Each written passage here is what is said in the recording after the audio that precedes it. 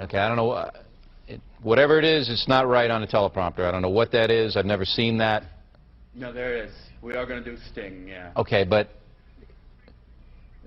now I can't read it. There's no words on it. Okay. Ready? Sure. There's no words there. To play us out. What does that mean? To play us out. Sting is going to do. It's a video. Sting video. What is for credits? I don't know what that means. To play us out. What does that mean? To end the show? Yeah. Yeah. All right, go. In 5, 4, 3. That's tomorrow, and that is it. Okay. In 5, 4, 3. That's tomorrow, and that is it for us today. And we will leave you with a. I can't do it. Okay. We'll do it live. Okay. No. We'll do it live. Fuck it. Do it live. I'll write it, and we'll do it live. Right. Fucking thing sucks. In 5, 4, 3. That's tomorrow, and that is it for us today. I'm Bill O'Reilly. Thanks again for watching. We'll leave you with Sting and a cut off his new album. Take it away. Do it! Just do it! Don't let your dreams be dreams.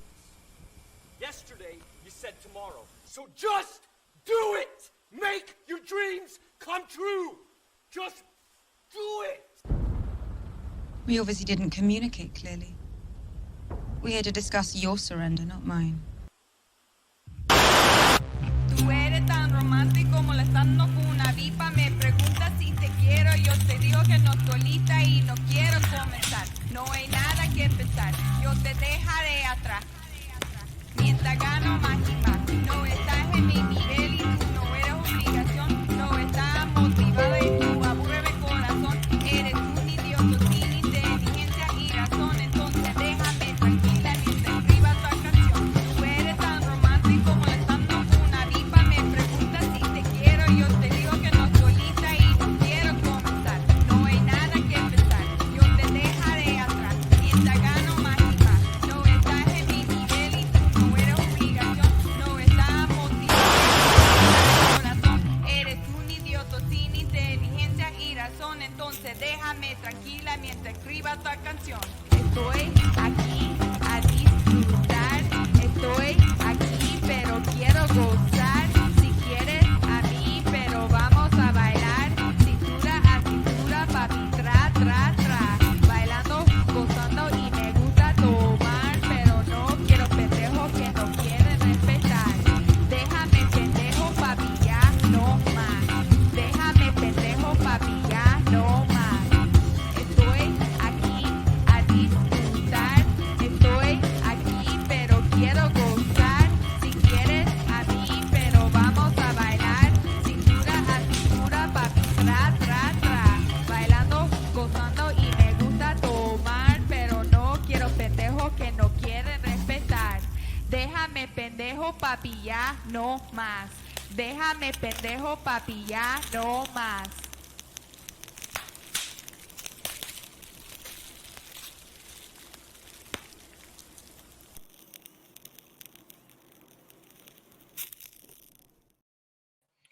What is up, everybody? It is your boy Luis Martinez, aka Big Chief Burrito, live with you on a Thursday, mid-afternoon. Early pie.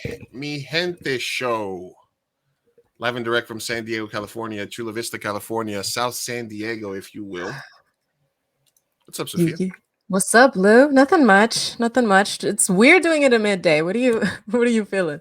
I mean, I've done podcasts in the past earlier in the day. I did one yesterday at 4:30, but it doesn't give me enough time to transition from corporate Lou to creative Lou, because from 7 to 2 p.m. I'm corporate Lou. I'm grinding my day job. I'm doing my sales and customer service thing so that I can stay in the lifestyle that I am accustomed to and have time to be creative and make movies and stuff. So when I was it's weird. It's weird. And then I don't know what to do, because usually after the streams, I unwind. I usually watch a streamer, or I'll watch a couple of videos, or watch a movie, and then knock out. And then it's like, man, we're done, and it's still kind of early. You still got half the day to go. But it's still early. I was like, I could go out to eat and stuff like that. No, but it is fun. It is not as weird as the early stream. Remember that one that we did at like 8 a.m., 9 a.m.? That was wild. That's a tough one. Yeah, that was definitely a tough one. So anyway, back at it. The Mi Gente show, live and direct, recording live on 2/2/2023. Hope everybody's having a pleasant February. January went fast. As it happens, the days are long, the years are short. So don't worry about that. Just take it day by day. January just went in a blink of a freaking eye, bro. Jesus. So personal news, anything to report? How's fun employment treating you? Fun employment is great. It's been week one. Week one is over. It was busy, surprisingly busy, because I had a lot of stuff to like kind of line up. But I'm getting LASIK on Friday, bro. Oh, tomorrow. Oh my God, it's tomorrow. Wow. Dude, my eyes. All right. Well, shit. Yeah. So there's that. I'm gonna be able to see you finally. What? Good luck. All right. We are gonna get into let's see, any personal news from me? You don't have personal news? Nothing. Everything's good. I mean, been just working really hard. I mean, we're getting ready for the San Diego Latino Film Festival. We're still going to be able to give away passes for those that are going to be able to be in Southern California.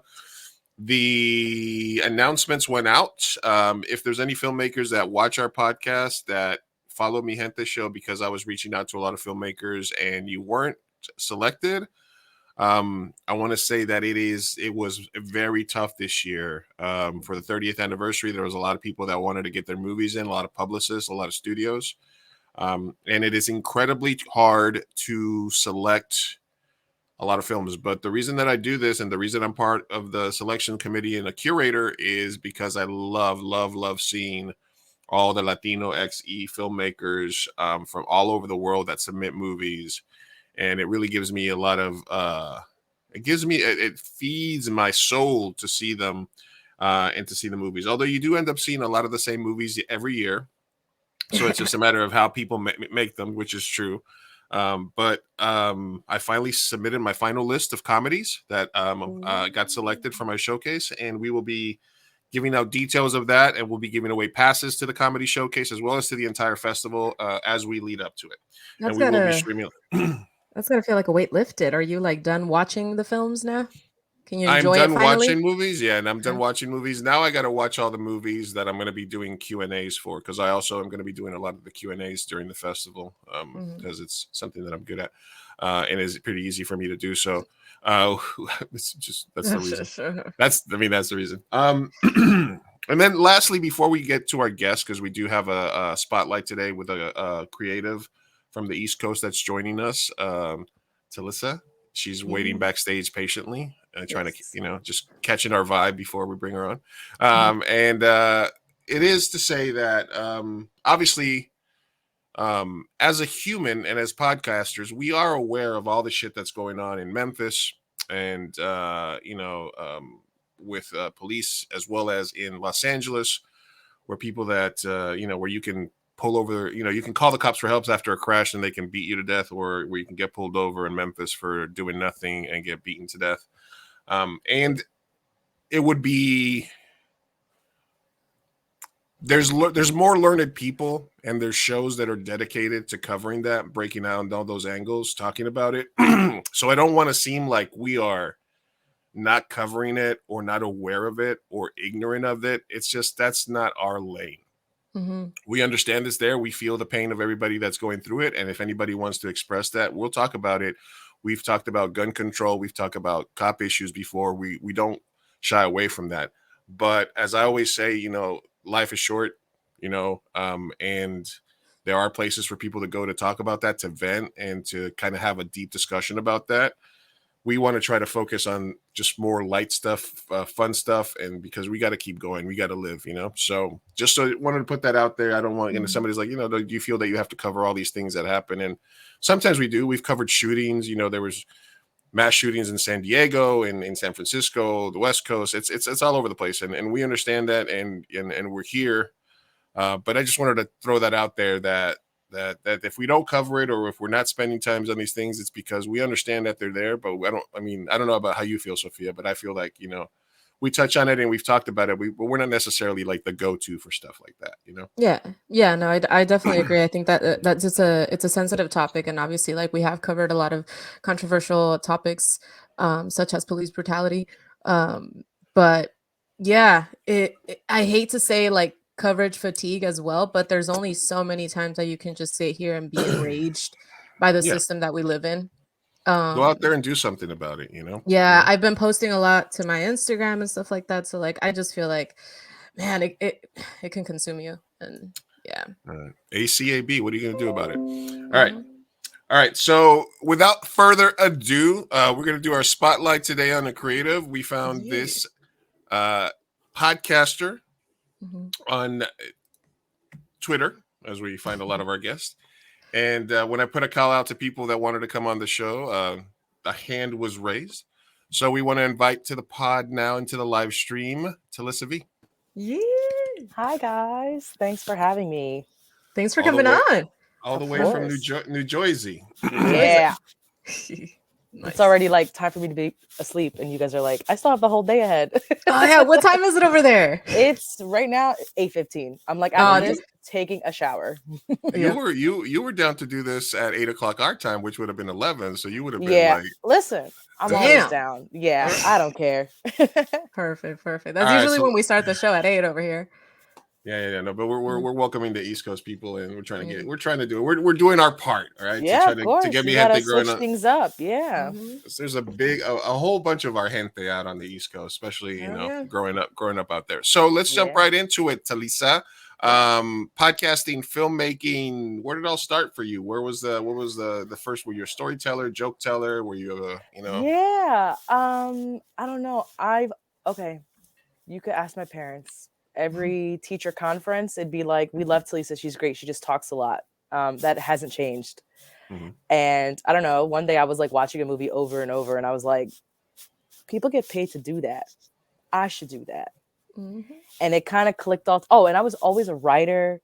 I was always writing, like in math, when I was supposed to be like doing the quizzes and stuff. And I was kind of like, I could write for a living, but then I was like, no. But then I was like, I could write for TV and movies. I could make movies. I don't know. It just kind of slowly all came together. And like, it honestly started before I was here. Like when my parents were, waiting for me to arrive, they would literally read TV credits and be like, oh, we can name her this, we can name her that. And I never knew that until I was like doing a documentary for school. And I asked them, and I was like, where'd you guys come up with my name? And they were like, oh, we used to watch credits from telenovelas. And we were like, oh, we can name her that. And I was like, what? And I was like, and you guys were shocked that I wanted to be a filmmaker when I sprung that news on you. You guys were like, are you sure? Like, yeah. And here we are. And the podcasting thing was just literally like added stuff. I always am doing too much, and I talk a lot, and it's just fun. You're like, it's just part of my personality at this point. Yeah, like we're like I'm like chatting it up with my friends and my cousins, and literally I was already kind of like, ooh, should I jump in the pool of podcasting? Like, I know a lot of people do it, but like that doesn't mean I can't, And literally that same day I had that thought, my cousins were like, oh my God, we should like do a podcast. I was like, sign me up, we'll figure it out right now, and we already came up with the name. Yeah, it just kind of all came together. Figure out the rest later, right? Exactly. Because, the first step is doing it, right? So that's what we did. Yeah. What did you major in college? I'm curious. Filmmaking. I literally, the whole way. Okay. I was like, I'm not even going to go undecided. I think this is what I want to do. And I learned the whole way through. Oh, nice. So that's okay. So that explains your YouTube channel, because I was also peeping like old stuff. Oh, yeah. Yeah, so I used to go to community college, and we like my first project to like actively like direct, edit, all that stuff. He was like, do whatever you want. It has to be 3 minutes. I went over, of course, and I did like 8 minutes, and it was like girl code, guy code. And I had so much fun producing it. I was like, I could do more. So I did more throughout like the whole summer in between classes and working part-time and stuff. And that was like the most fun I ever had, because it was like I had no fear. I was just like, I'm doing whatever, Yeah. So Lisa, can you check your microphone? It's not rubbing against your shirt. Oh, sorry. Yeah, I'm wearing a hoodie. Okay, got it. We're getting a little static when you talk. If there's a way that you can try to hold it a little bit, perfect. Okay, That's I'll better. hold it like that. Okay, Perfect. yeah, a little bit, There we yeah. go. There we If go. you The can, whole time. the Oh, whole I'm so time. sorry. And I'm a mover. Sorry about that. That's all right. No, I was like, I'm gonna have to ask you to be a filmmaker for 1 second. We need to Of check this out, course. of course. All right, so you're a writer, you're a storyteller. You decided to focus on where do you go to college for that? So I went to community college, and then shortly after, I went to Montclair, which Okay. is like 10 minutes from New York. Literally can see it outside my window in my dorm room. Nice. Mhm. And do you venture much into the New York streets, the village, and you try to stay Jersey? I stay in Jersey. I'm not gonna lie to you. I think I had like a fear of New York. I was like, I'm good. But I kind of regret not taking advantage of that. Like being so close, I should have went all the time. Gone to festivals or just meet up with friends and like shoot something. I mean, like in New York, you can shoot anywhere, anytime. And with the college ID, they're like, okay, they know you're working on something, so they're just gonna let you do whatever. I definitely regret that, but I still did. I still did a lot of work, just not in the city. It's not a city. Well, I think that you hear the story about the filmmakers that were like shooting something in New York in the village, and all of a sudden David Lynch walks by and he's like, "Hey, let me take a look. Let me see what's going on." And they're like, "Yeah, sure, go ahead, please, please tell us what we're doing wrong." Imagine. What kind of when you say you watch the movie and over, what was it? Oh my God, this is embarrassing. It was literally a Marvel movie.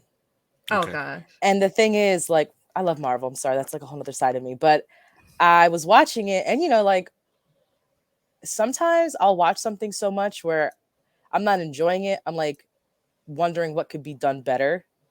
And that's what I was doing. And I was like, wait a minute. Like, hello, people get paid for this. I should get into that. That's honestly what it was. Like, I was like, I really like how compelling this is. And I wonder like what all the work went into it. And I've always been kind of the person who, when we used to use DVDs, I would watch the BTS. I would listen to the commentary because I was just curious how something was made. I've always been pretty curious and I love to learn. And then it was kind of like, oh, this could be my career. Yeah. Do you ever watch a movie without the sound on, just so you can kind of get an idea of like visually how it feels or anything like that? I count the setups whenever I'm watching a movie and I see a scene. I'll just be like, right, that's one angle. Okay, that was a whole other setup. Okay, then they did a wide shot and they did another shot. Okay, and then they have all these inserts and I'll be like, man, that was like 18 setups for that little conversation scene and stuff like that. Not silent. I watch it a lot with subtitles because I want to know like the dialogue. Also, I can't hear sometimes, but like subtitles kind of help me like understand like pacing and stuff for me. But that's honestly a good tip to watch it silent. That's a game changer. But there are times where I'm so into something that I almost step back and I put like my filmmaker goggles on and I'm like, why am I so into this? Because of the choices they made, like visually or dialogue wise, or like the way they cut. And I'd be like, wow, it's honestly like a joyride. I tried that last year for Power of the Dog. I couldn't get through it. I couldn't watch it. It was just too long. And I just put it on I muted it and I put it on and I kept getting drawn to the visuals of it. And I was like, oh, okay, I'm watching it. And then I was finally getting into it. Alexandra, previous guest tuning in, stopping by. Me too. I love behind the scenes interviews and footage. Thank you for checking in. That's like the best part. From Central America. All right, look at you. We're on the West Coast. Talisa's on the East Coast. We got Central America checking in. Where's everybody at today? Yeah, let us know. Let's get a check-in here once everybody gets in. Of course, lurkers always welcome. Always welcome. Hell yeah. Yeah, so you start the podcast, but you admit right away that you are unaware of the reference that you are making in your own podcast. Right? Oh my God, you had to bring that up. The Cojelo con Take It Easy podcast. I'm here. You got a Cojelo con Take It Easy podcast, and I'm talking to two people who have not seen Scarface. Hi, that's us. All right, I'm not. Don't shame me. I'm not Scarface shaming you. But what do you guys try to cover on this? What is the focus of Cojelo con Take It Easy? So we focus a lot on like pop culture, self-care, mental health. So we've had episodes like dating in the digital age, literally one of the first episodes we ever did. But as we continued on, we kind of fine-tuned and we all try now to discuss. We have segments, everything that we all love. Like one of our hosts, Madi, my cousin, she'll talk about like books, which will later turn into like her little nook, because it's not just books she's into K-dramas and K-pop. So it's like whatever she's obsessed with now, she gets to talk about a little bit. I always do a flick pick because clearly I'm always watching something, and I, get on my Apple Box and I'm like, you need to watch this so it doesn't get canceled. It needs ratings. Let's watch it.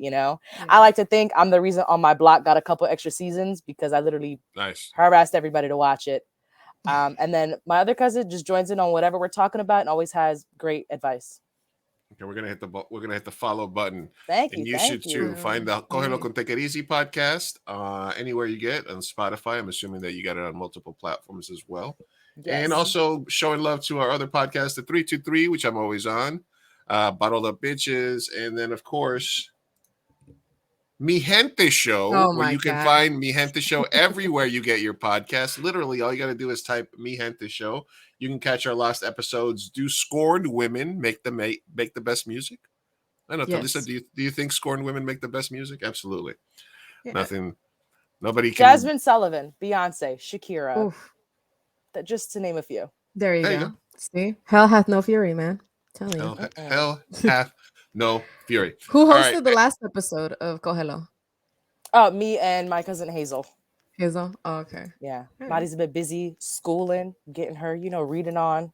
So we're holding down the fort until she comes back.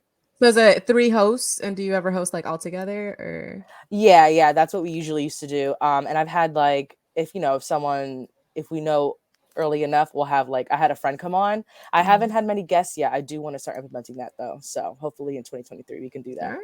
There you go. How's 2023 treating you so far? So far, so good. I will totally agree with you that January ran out the door. She did not want to be here. But that's okay. We can handle February. It's no problem. I'm doing pretty good. I'm trying to like balance, like we said, before we started, balancing work and my passions and like my hobbies. Sometimes I let one or the other get away from me because I get consumed with one versus balancing all 3. And I want to maintain all 3 and, complete some goals this year.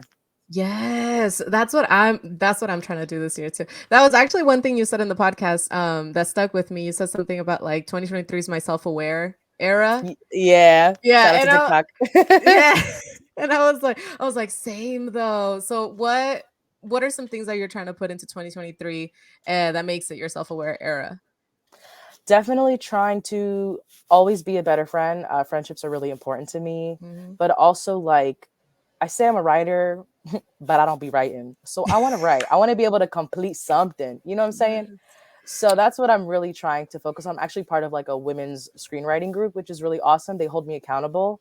I've been slacking. I've been like hiding in the shadows so they don't ask me if I haven't finished anything, but I'm getting there. I'm getting better. At least I'm like, I'll open up my document and I'm like, let me write a couple notes. And you said it on the podcast. Now we're gonna annoy you. We're gonna be like, are you writing? Yeah, please do. I like being gently bullied. It's fine. Okay. Listen, we between when I left film school and when we actually made our first movie was probably about 15 years. I walked around saying I was a filmmaker when I wasn't doing it for a long time, until finally my roommate Higgs said we're gonna make a movie and we're gonna get off our asses and do something. He wrote it. We cast it. We directed. So don't beat yourself up over that. All right. When it's ready, it's ready. You do need it's good to have accountability, and it is good to get those pages out, just throw it out there. But I marinate on scenes and ideas in my head for months and months and months, and I know that it's part of something. But it's okay to eventually put it down and to take your time with it. So don't beat yourself up, but get some shit done. At the same time, get some shit done. But Lou, you go from like moments of no productivity to like an obscene amount of productivity. Like I feel like you just sit down and write a whole script. Yeah, no. When it comes out, it comes out. What happens is I have all these scenarios in my mind that I've been thinking about since I was literally a little kid walking around thinking about making movies, and they're still all up there. And there's scenes between a father and son, a scene between a couple, an ending scene, and eventually like when I wrote a movie with Sophia.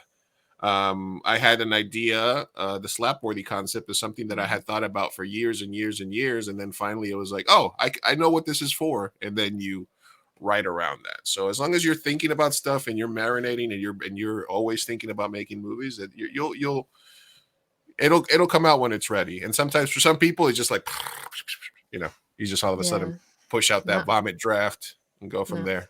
Not for me, man. 2022, I had the script. I kept being like, I'm writing. No, I'm not. I didn't finish it at all. Now I'm starting. Now that I'm unemployed, I'm trying to sit down and get to it. Well, Talisa's got a women's writing group. Maybe she'll let you. Yeah, there you go. Yeah. I'll hold you accountable. You hold me accountable. We'll get stuff done this year. Thank you. Yes. Synergy. Yeah. All right. Sophia, did you have some questions for our guest? That one, and then I had another one, but it's concerning your take on, like, because I was watching your YouTube channel, right? And you did this series, I forgot what it was called, but you did 2 episodes on dating, and it looked like it was on a college campus. It was like 6 years ago.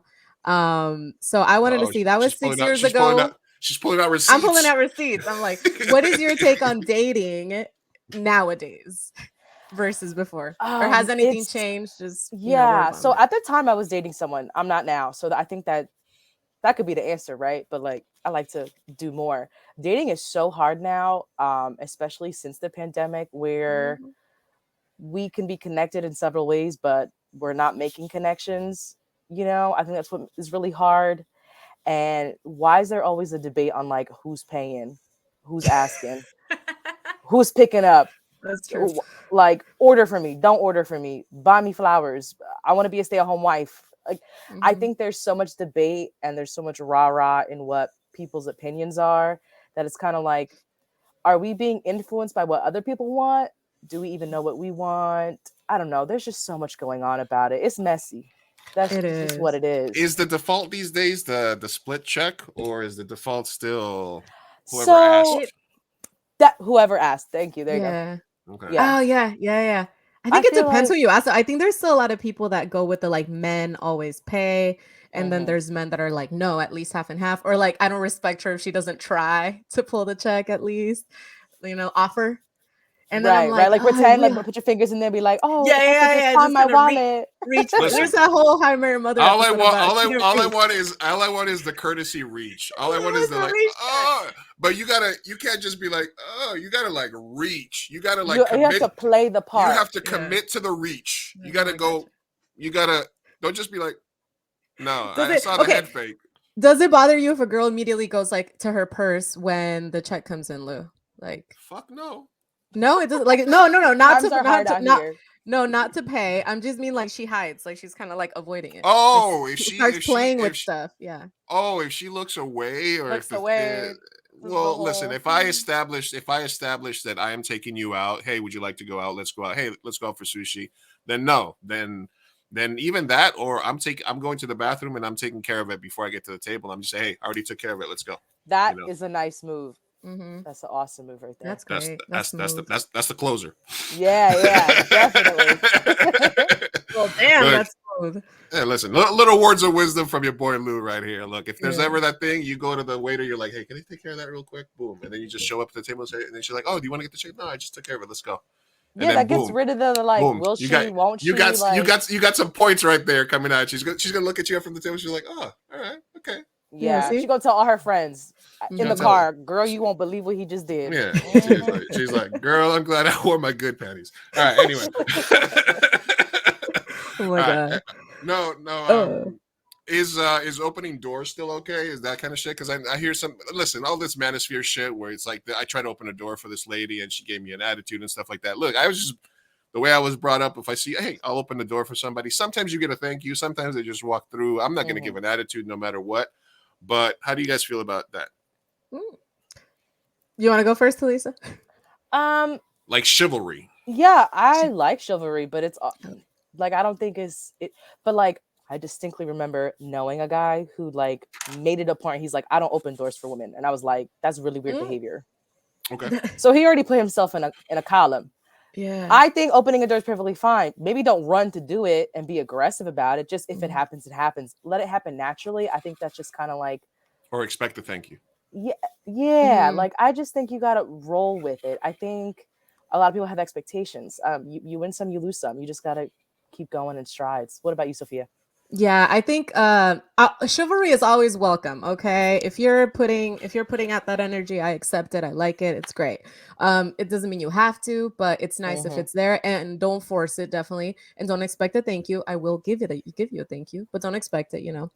I think the one thing that I look out for the most is like how they treat other people. So, like for example, I do this thing. And I think most people do, where like if there's somebody that's running behind you and you have the door open, like you try to stay there for a while, so that they can catch it as well. So, if they do stuff like that, don't be rude to the waitresses, don't be all of that. Yeah. I feel like that goes a long way, because it's one thing to be chivalrous to get something in return versus just being kind to people in general. So I think just general kindness is good. It's a good sign. Definitely. Yeah, I don't like the guys that be walking around like, oh, girls don't like good guys and good guys finish last. Like, no, maybe you're just not that nice. Like, yeah. And honestly, it's not even about being nice. I think it's more about being kind. I actually was just talking about this with some friends the other day. I think that's more important, right? Because being nice can be a front. Being kind, you can't fake that. Yeah. No, yeah, I agree. All Definitely. Right, all right, we're live and direct here with at Talisa V at Tally V on Twitter. Talking about her life in film and as a podcaster. Hold on, I had this link here 2 seconds ago. Right. Tell us about Afro Twin Productions, because one of the things that we're trying to expand on the podcast is having more Afro Latino presence. Obviously, we've been, not for any lack of trying, but we've been trying to book more guests. Obviously, me and Sophia are more in the middle to lighter side here. Got you. Actually, I might have the hookup, so I could definitely try to connect you with some people. No, yeah, absolutely, please. Yeah. Because obviously, we trade. This is reacting to news and culture from Latino, Latinx, Latin perspective. However, it's just us, so we're always looking for more collaborators and people to speak on it. So it's awesome to have you here. But tell us a little bit about Afro Twin Productions, why that's important to you, how you got involved with them, all that good stuff. Yeah, so I actually went to college with one of the founders, both of them, but now it's just one founder. And our mutual professor was kind of like, you guys have great energy and would work really well together. And honestly, since then, I've been on board. I started out like just kind of being like, what do you need? Then it was like, I'll do social media, because I kind of just like love doing that and it's fun. I get to create stuff, get to edit videos, all that good stuff. And I just helped produce and help crowdfund for a proof of concept back in November. So that's been pretty exciting. Yeah, we focus a lot on the community and like, offering presentation for underrepresented groups. That's what's really important to us.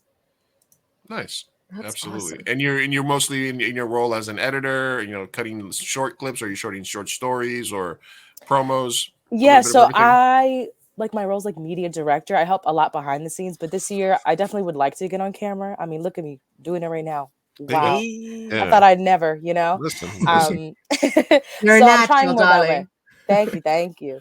Yeah, I'm definitely trying to help more in that aspect. And again, we get clips, I edit them. I like to strategize. I'm a producer through and through, whether I believe that or not. I like to like strategize, method, plan it out, and be like, okay, let's execute it. And, things get done. So that's like the best part. Ooh. Absolutely. And, we've had people come on the show that are like, I've never done, or I used to, that are nervous. We're a good toe in the water, we're a good toe in the water for people that want to get more out the bed. You're already a podcast host, so you probably already have the gift of gab going for you. Where do you see this taking you? Like, is your ultimate goal? I know you want to write and you're struggling with getting your writing out, but is there a story that you've been dying to tell? You just can't get it out. Are you still looking for that story that you have to tell? Or, when are you going to dip your foot into making your own, your next film? Yeah, that is a wonderful question. I do have a couple things that I really, really want to make. Actually, my last year in college, I had like the bright idea. I was like, they don't make shows about 20 somethings. It's either high school euphoria or it's 30 somethings divorced and playing like college kids. I'm like, y'all grown. What are y'all doing? So I'm kind of like, where's the middle? Like that's an untapped market. I'm working on it though. I really think this year I'm gonna complete some scripts. Things are gonna get done. And a lot of my ideas, the little seeds that I'm like marinating over, they're very family based, where it's like a family of a matriarchal, like, you know, it's like three sisters being like, we got to get rid of his girlfriend. What's going on? You know, or it's like a mom and a son, or a father and a son. I like to dive into those kind of relationships and just kind of like see what's there. I'm like, oh, what if this happened? How would they handle that? You know? Absolutely, absolutely. Hey, Romeo, thank you for stopping by. Lucifia, what's up? It's Romeo. Long time. Romeo, sorry, Romeo. Romeo. Well, Romeo. Hey, you never know. Yeah, it was just thanks for stopping by, man. Yeah, we're live Tuesdays and Thursdays and Wednesdays sometimes, depending on how we feel in our guest. But that's awesome to hear, Talisa, that you're marrying on it. It sounds like you are drawing from what's important to you. And you know, obviously you're talking about three sisters, friends, you know, with your and whatnot. It sounds like it'll be an interesting concept once you get it off the ground. Do you see it as like a show, or like an episodic, or like a film?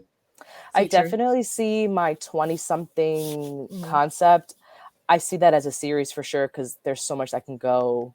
Because like if it does really well, excuse me, it can follow them after 20, mid-20s, late 20s. It can go through that whole decade. That's an important decade, right? Like, you're too old to be doing stuff, too young to, you know, it's navigating the world. Yeah. And other stuff, I see a lot of it. I see one particular idea as a proof of concept. So I don't know. Maybe a short film. I have not dove into feature films yet. Okay. That kind of scares me, because I'm like, that's a lot of pages. What about genre? Like, is it comedic? Is it strictly like a family feel-good story? Is it drama? What? I'm Latina. It's drama all the way. Okay. Dramedy. Definitely dramedy, right? Yeah. Of course. No, that's a great question. Yeah, I definitely like drama. If you would have said horror, it would have been like a whole other set of questions. Honestly, it would have. And I'm terrified of horror, but I think if I actually took a crack at it, it would be fun, because I know what makes me scared. And that's honestly, that's a good idea. Horror sells. Right. It does. And like that, that would be great. I'm down to do anything. I think what is surprising is I haven't done romance yet. And like, I love watching romance. Yeah. So maybe one day I'll get into that. But see, I feel like the dramedy just covers all of that. You know, you could have a horror episode, you could have a musical episode, you could have romance all over the place. So yeah, it kind of covers everything. Yeah, it gives you that freedom. Yeah. Hey, look, coincidentally, you have 619 tweets. Hey, 619, that's where we're at. Oh, look at that. Look at that. Nice. Representing. Hey, listen, comedy's rough. Watch I sent you the links to our stuff. Watch Slapworthy. Yeah, I watched Slapworthy. I liked it. You did? Oh, listen. She watched Slapworthy. I was a baby. You adorable. I thought it was great. You guys see the baby fat I had on me? I was such a baby. I was going to expand on my take yesterday earlier that I told you about the idea that you have for a while. Literally, the concept for Slapworthy was when I worked at a call center. We had a day shift and a night and an afternoon shift, which were like a different thing. And there was this super hot blonde Russian girl that worked there. And she walked outside every day and she would smoke a cigarette, and she was part of the sales team, and she was smoking. She would go outside and she was smoking while she was smoking. Boom, boom, boom, boom, all out smoke show, right? Mm-hmm. And I was sitting there. I was a supervisor, and I was sitting at the other end of the thing. I'd see her walk out every day. I'm like, that goddamn, she's hot. And then I'd be like, and then one day it just came to me. I was like, you know what? Because there was all these supervisors, and some of them were attractive, you know, these girls. And I was like, you know what? I'm going to walk outside one day, and then you're just going to come by, slap the fuck out of me, and just walk away. And she's like, I was like, that's the perfect intro. That's it. That's all I need. I just need that to happen. I need to put that into her head. And I had that idea for so long. Me, Sophia, and Dominic were thinking I was like, we need to write something. It was 2 pages. Mm-hmm. And all of a sudden I sat down, like you said, I vomited it out, and it turned out to like an hour-long movie. So that's awesome. I love when you're inspired by real life. Like that's like the best thing, right? You're like, no one will believe this happened to me, so I got to make a movie about it. Yeah, and it's funny that Romeo that stopped by actually did sound on Slapworthy. Oh, that's awesome. I just like, it's synergy. But I'm glad you took a look at it. Yeah. I was gonna say that's a little dramedy right there. That was supposed to be a short, and then you just It was kept supposed to be a writing. I short, remember I just- getting yeah. updates from you. You're like, dude, it's a feature. Yeah, I wrote it. I'm I was like, like, oh. you know what? Because it was just Okay. gonna be the slap scene, and then I was like, and then I kept writing, and then I was like, I wrote more, and I wrote more, and then I wrote the Rogelia part, the her aunt part, and then I wrote a little bit of the thirsty guys stuff, but like a very smaller version of it. Right. And then when I showed it to Brian, he's like, it seems like this whole social media thirsty stuff here is like, you really want to get into it, but you're denying yourself. And I was like, he's like, just write it. Don't, I was like, no, I don't want it to be more than 10 minutes. I don't want it to be more than 15 minutes. I was telling her it's 30 pages now. I was like, oh, I don't want it.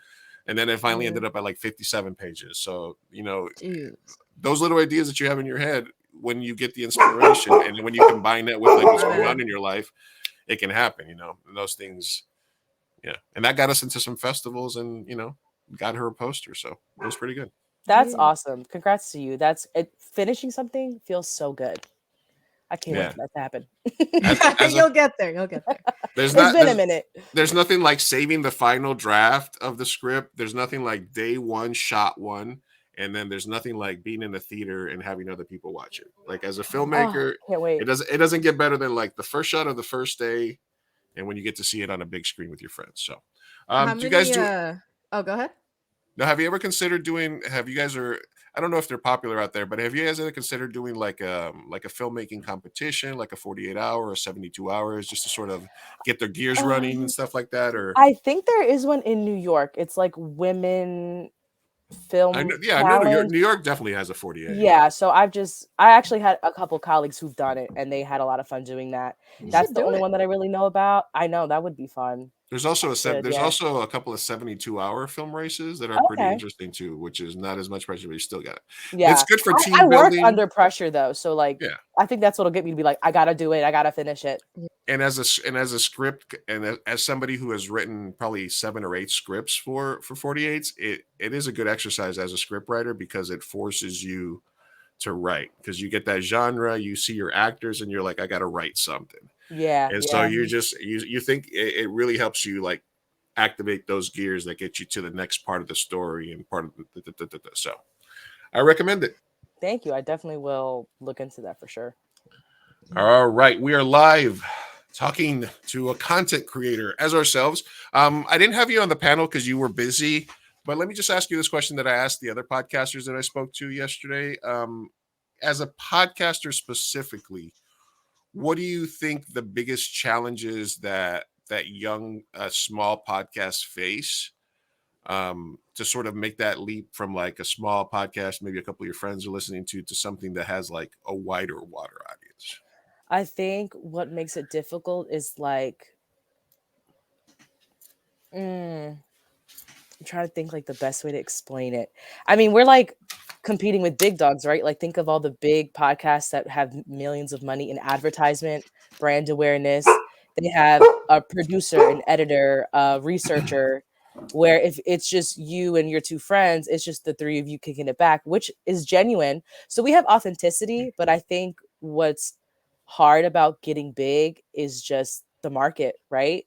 It's like how much extra time do we have to put in learning those things to maybe make a social media graphic or get on another podcast, a thumbnail, getting music, copyright, royalty-free music that you can use, getting a microphone. I mean, of course you can use your iPhone, but I think it's just, that's what makes it difficult. Like other people, they have the funding. That's really what it is. Plus celebrities that are coming into the game that don't have to do any, like even the podcasts that get big, like Serial, Joe Rogan, what WTF podcast, all these other ones, they started off a small podcast, and the people that ran them became more famous because of the podcast. But now you have these celebrities that are already famous. There are like I think Emily said yesterday that she likes Brie Larson because she's a big fan of her, but she doesn't necessarily need a podcast from her. If she wants to hear what Brie Larson has to say, she can just hear her interviews and stuff like that. And she has a YouTube channel. Yeah. She does? Yeah. Oh my God. Yeah. I've never seen it, but it's a couple years old for sure that she had started it. I don't know how consistent she is with that, but that too, like all a celebrity has to do is show up. Like their name is the brand. All they got to do is sit there with the mic and be like, okay. And they have the connections to get other big stars to be guests on their podcast. So yeah, that's definitely a big competitor, you know? Yeah, definitely building the brand, building the following. I think that's why it's important that like everybody that has a small following kind of supports each other as well, especially like Latinos, you know, in the space. Oh, yeah, definitely. Just minorities in general. I feel like it's harder for all of us to, you know, oh my God. move up. Yeah. The algorithm don't be working for us. No, honestly. it really doesn't. Oh my God. You know what I realized today? Sorry, this is going to be off topic completely, but I was on TikTok. And you know how you can film a TikTok and using like a sound or whatever, and then you can click on the sound and it takes you to where it originated, right? Like it shows you the first video that did the sound or use the sound. Okay, today, I don't know why. At my my natural algorithm would have like a white lady saying the sound. I would like it. I was like, oh, that's funny. But then I got curious and I was like, let me press it. So I pressed the sound, and the first person would always be a person of color, whether they were brown or black or whatever. Yeah, absolutely. And I was like, and it would be a video that like obviously the sound is getting mass usage, but it has way less likes. Like this white lady had like 5 million likes versus the originator who had like 38K or like less. And I was like, why is that the one that's in my algorithm? It's the same content. I actually sometimes if I get curious, I'm like, that's funny, but let me look at the original video. I'll like the original. I'll be like, that's fine. I like this one because I want that person to get the recognition they deserve for sure. Exactly. Yeah. No, that's something I was going through. The one I think everybody saw, but it was the black teacher that would like have individual handshakes with all the individual kids, like the fourth graders or something. And then there was the video, the white teacher right away goes that she's doing the same thing. Oh, you know, and that one gets like the 10 million views or so. Yeah. It's weird, man. I don't know. That's why you got to do your research, right? If you want to like, I guess, from your perspective, because obviously, you know, there's obviously a larger conversation about colorism within the Latino community, whether, you know, we make light of it. Like I call like Anya Taylor-Joy, I call her the, you know, my favorite vanilla beaner, you know, and then, you know, I'm kind of smack in the middle to where my face features in color and my name, Luis Martinez, makes it so I can never pass. Right. Ambiguous Latino. Yeah, I'm like dead smack on the spectrum. Yeah. But from your perspective as an Afro-Latino, what is the main thing that other Latinos that, you know, that are underneath me, I guess, in the shade,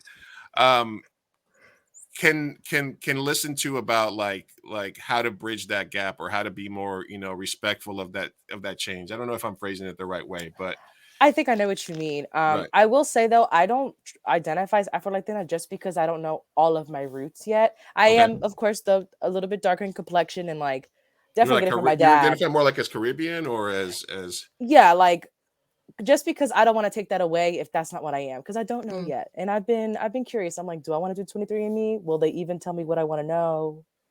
I don't know. Do I want them to have my DNA? You know, all conspiracies. But I will say it's going to cause drama somewhere. You know. Yeah, of course.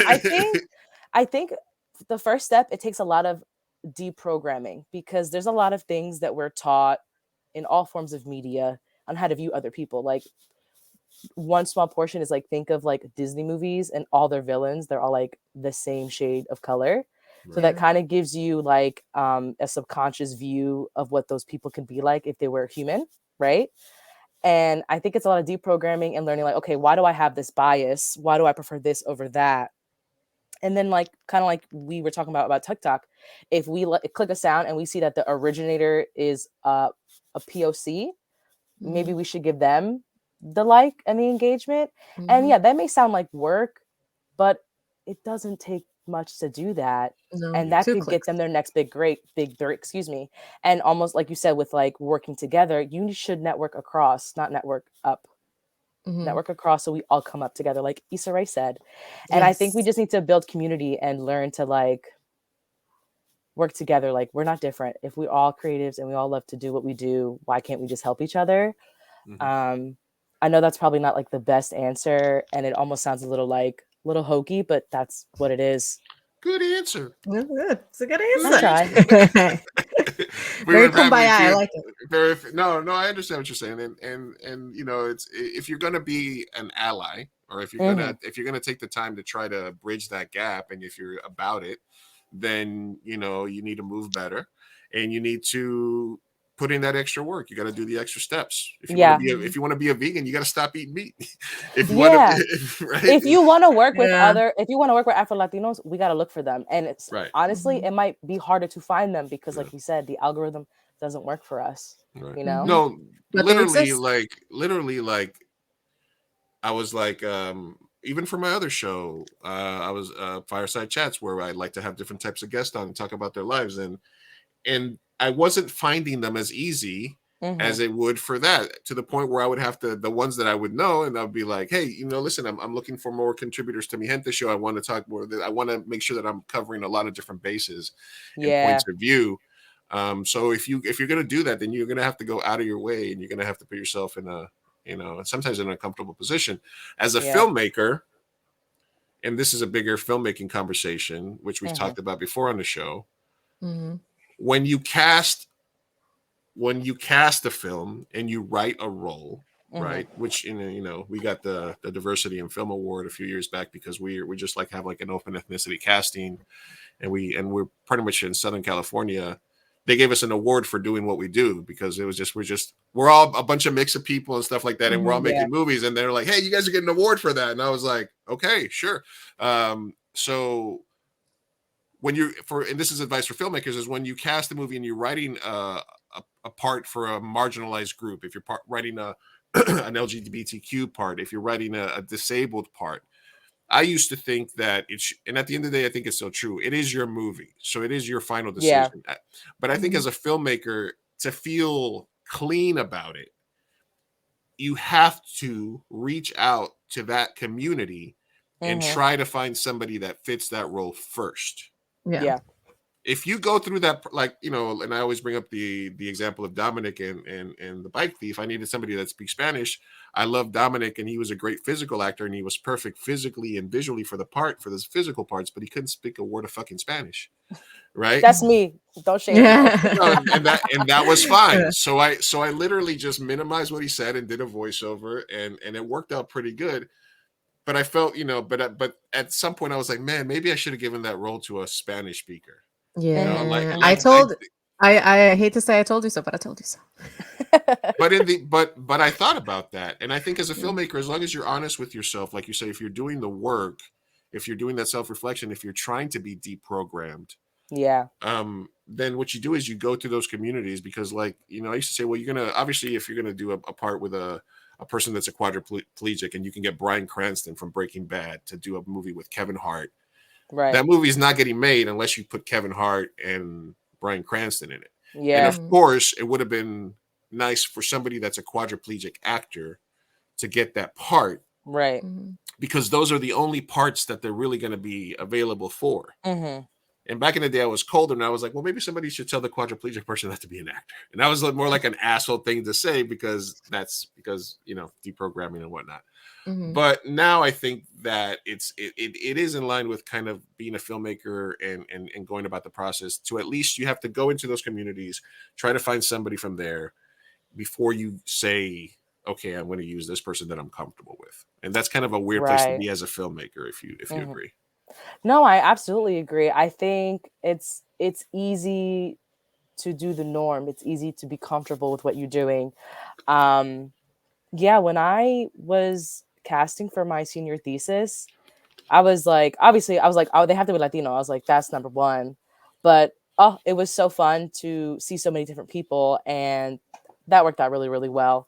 But that doesn't happen for everybody, where like you said, some people have a specific vision in their mind, but like, don't be afraid to open your casting to all ethnicities, because you might be shocked and find someone who's like, who livens the role in a way you never imagined, you know, and that takes work.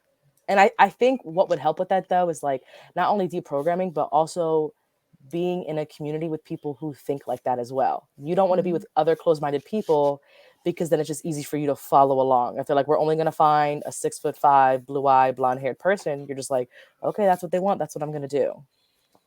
Absolutely. And all those people from the thirsty segments in Slapworthy were people that auditioned for the movie that didn't get the main parts, but they were all so good that I actually wrote that extra for them. Yeah. So, That's awesome. I'm clapping for you. That's awesome. Like, that's kind of like, you guys are so great. I'm gonna write parts for you because I want you to be in this. Yeah, no, like Beth Gallagher that was in the scene where she's like, "Oh, I'm gonna delete all your Instagram and your Facebook." Yeah. She was great. So good. She was so good. She was the best audition of everything. But I needed a blonde for the Sally character because it just worked better like that. Yeah. And I was like, "Yeah, but I'm writing a part for you." I love that. Yeah, See, yeah. so you did your job, and now you just got to keep doing it. Now we got to keep doing it. Yeah, and eventually you got to keep. Look, people who fail at this industry are the people who quit. If you're gonna find your voice, you're gonna find the right part for you.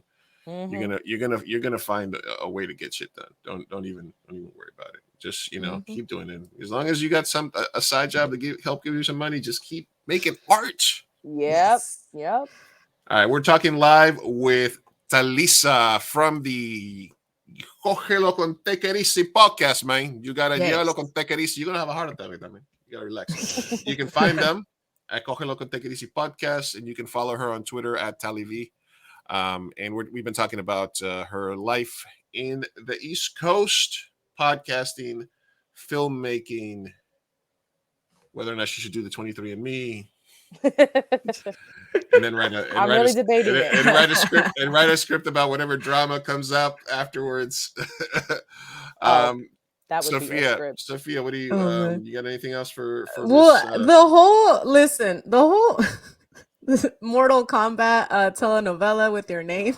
Who chose father, mother, who chose your name? Okay, so from what I gathered, so my middle name is Zenaida, and they got that from a telenovela. They were like my dad likes to say, like, when they found out that they were pregnant, he was like, "We're having a girl, and this is what we're gonna name her." And they're like, yeah, whatever.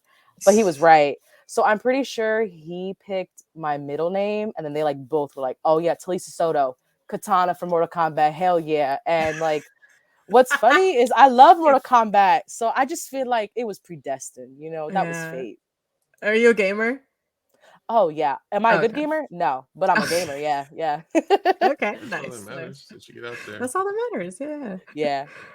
I'm not. All I play is like Mario Kart badly. So that's okay. You're a gamer.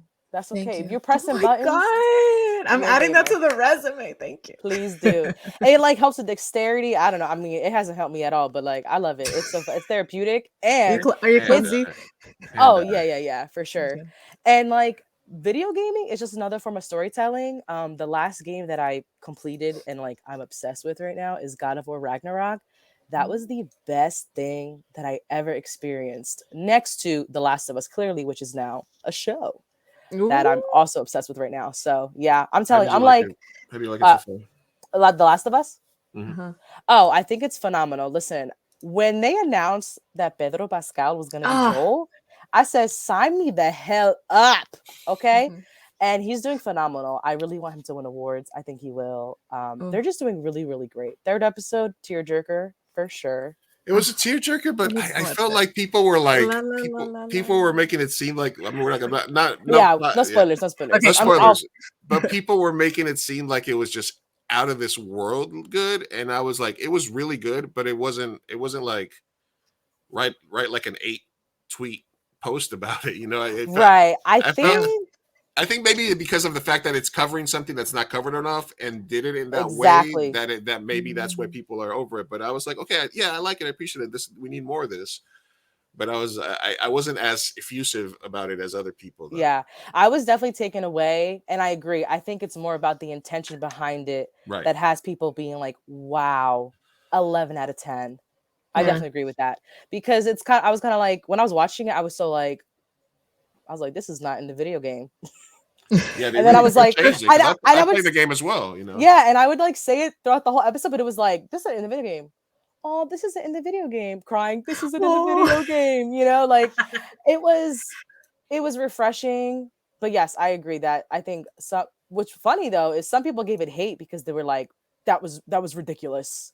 you know, not being homophobic, but there's some people who are like, we don't think that was a smart move. And I'm like, Gay why? stuff, yay. Sorry. Bro, the No, main right. character- I'm Gay very stuff, yeah. queer. I love this. Okay. I gotta watch it now. I'll watch it. Whatever. Yeah, Yeah, no spoilers. the I'll lead just start with character that. is gay. Ellie, the girl, What? is gay. Yeah, How did you not tell she- me this, Lou? I am the victim of queer baiting. So if this is a good Oh, and yeah, it does watch it it. right, I'll Yeah, watch no, it. I have to support.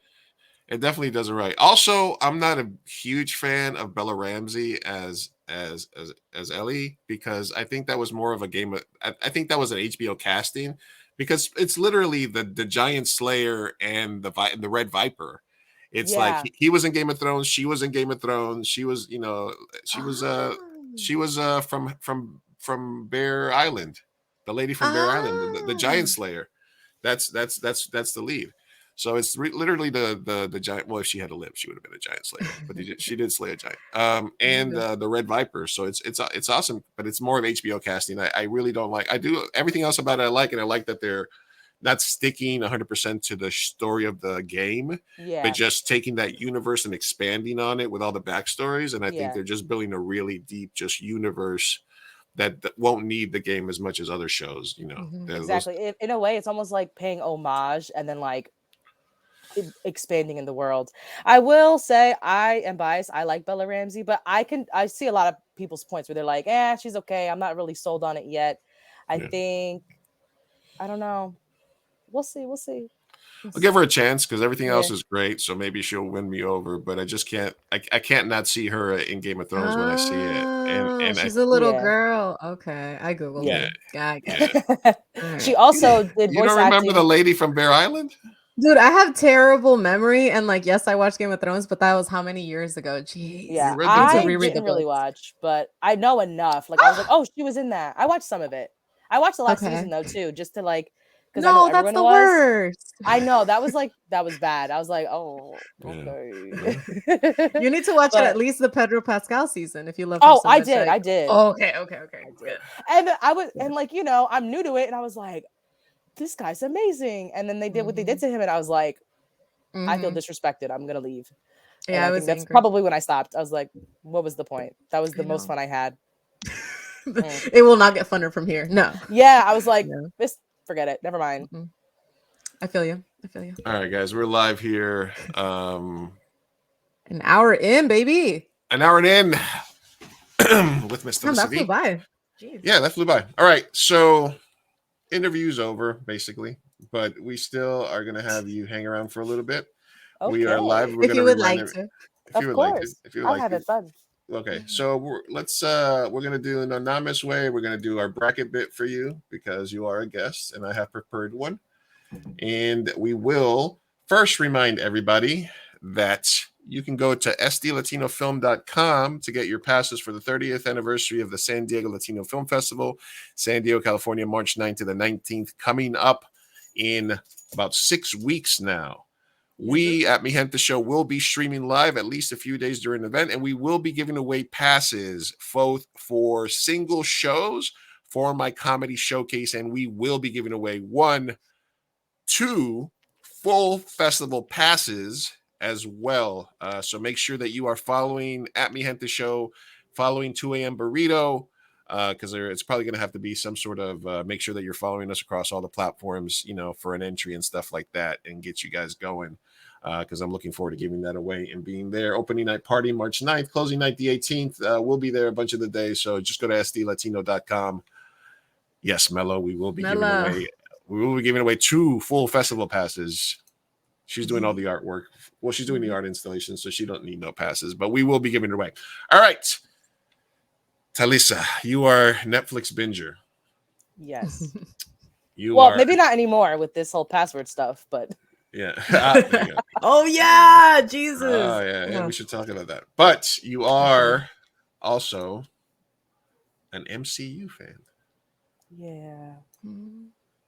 Oh no, I know where this is. I know going. some people are like, oh, but you know, I'm not like in your face. Not all the time. She has no So idea. we decided for this that we're gonna figure out what MCU character gets out of this for you. It's something that we've been doing a while, and usually I can find the The button. Lou, here's the suspense. The suspense. All right, something Just we like say to call it. the bracket bit. All right, boys and girls, you know what that sound means. It's time for bracket bit. Bracket bit. Bracket bit.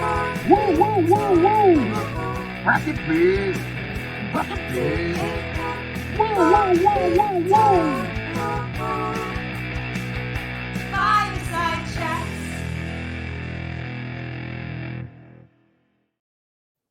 Yes, Alexander, it is time for bracket bit. Who's going to make you suffer, Talisa? Yes, the bracket bit is created to cause maximum pain. I am the scientist. You are my lab rat. And I am going to put you against yourself in this ultimate Marvel MCU universe field. I'm going to give you 2 Marvel heroes, and you're going to tell me which moves on to the next round, okay? Now, I create the bracket, but you solve it however you want. So you can say, for example, which one would beat who in a fight? Which one is your favorite? Which one you'd rather make a movie about? Whatever methodology you decide to use it. I say try to keep the same methodology throughout the entire bracket if you can. But if somebody tugs at your heartstring, it's always okay to change that, okay? For example, for Crystal, we did a bracket bit for her about DC characters, right? And the only way I would have loved that. The only way she got through it is by saying she was going to see who would win in a fight, and they were both mind controlled by some evil genius, which forced them to fight to the death.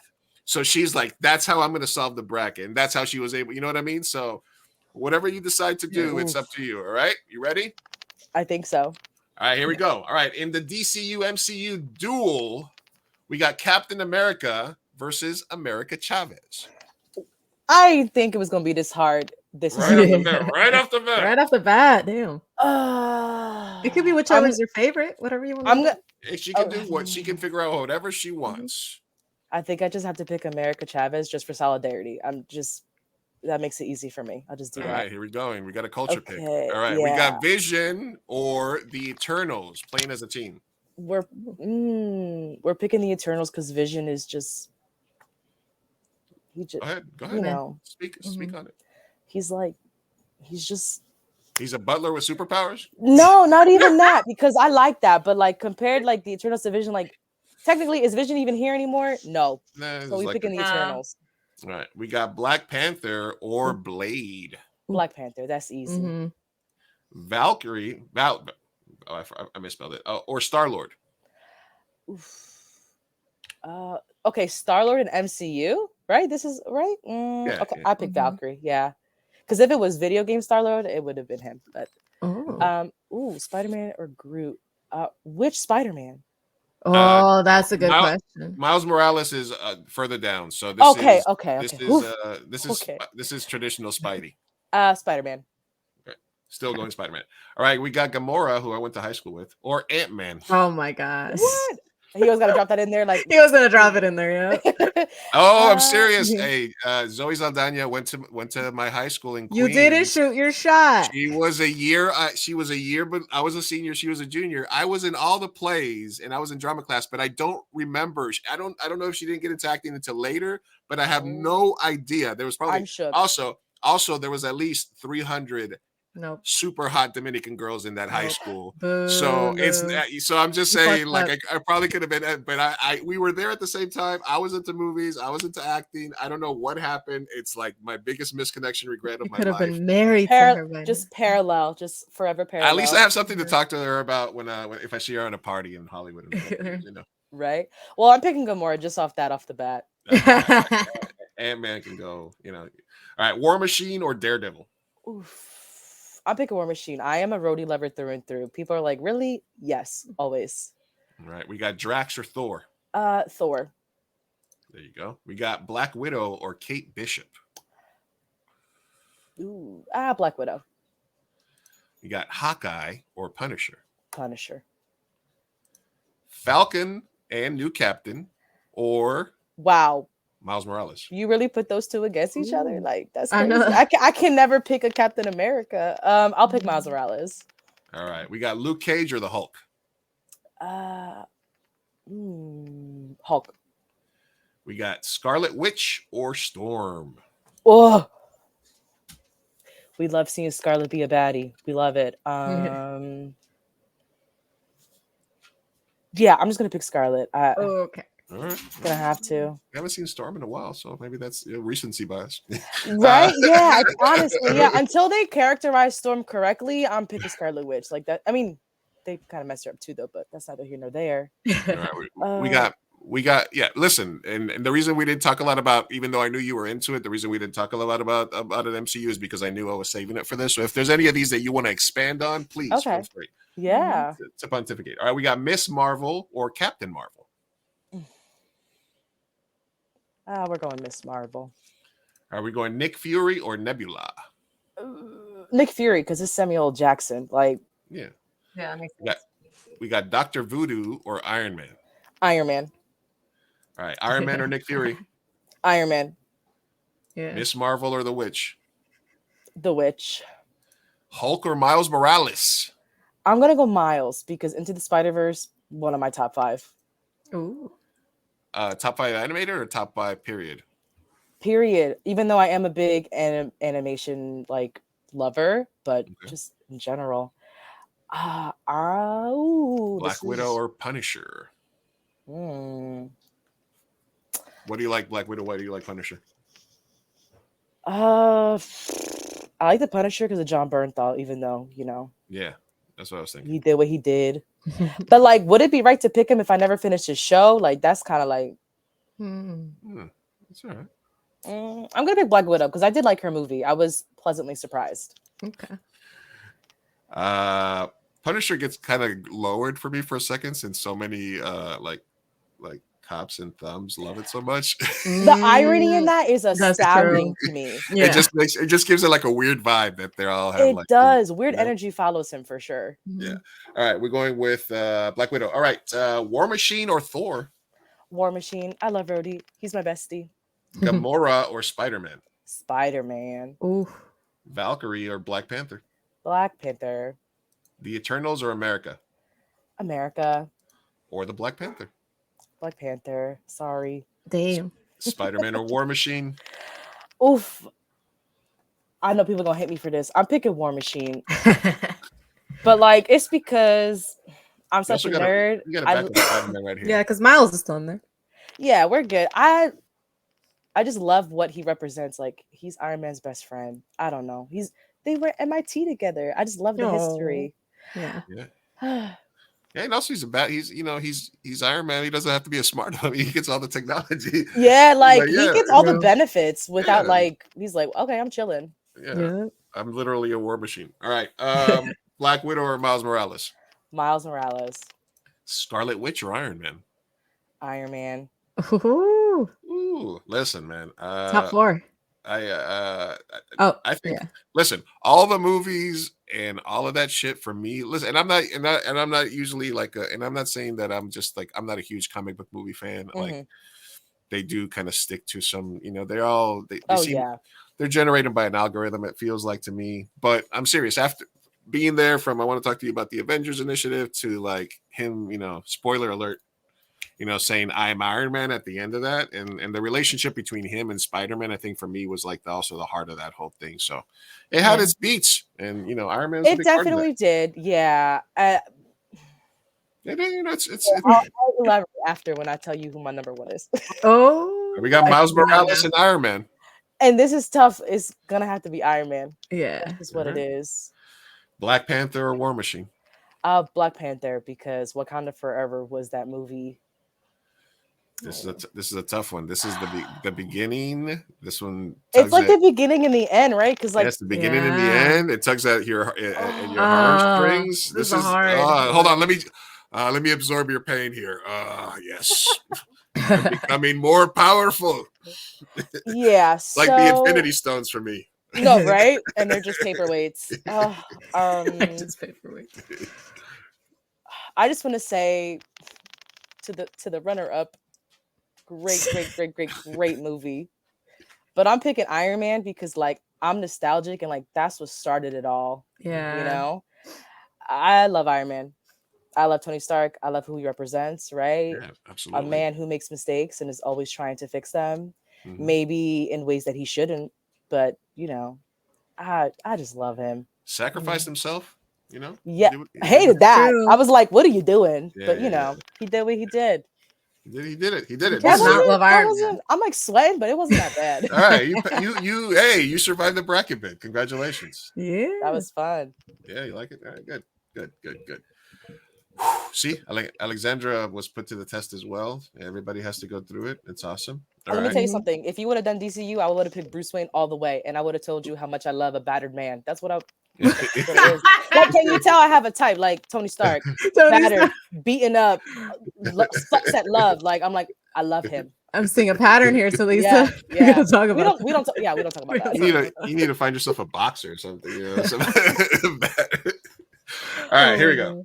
All right, guys. So we're live with Talisa and Sophia and Mr. Big Chief Burrito, Mi Gente Show. Make sure that you guys leave a like if you're watching, share it with your friends, make sure that you're subscribed, notified, all that good stuff, so that when we go live, you can be there. We are giving away tickets to the San Diego Latino Film Festival. We will be there live. We're gonna have a new logo hopefully pretty soon. Yeah. You never know. Things are happening. We took Ty out for dinner. We took our friend who's Caucasian to dinner.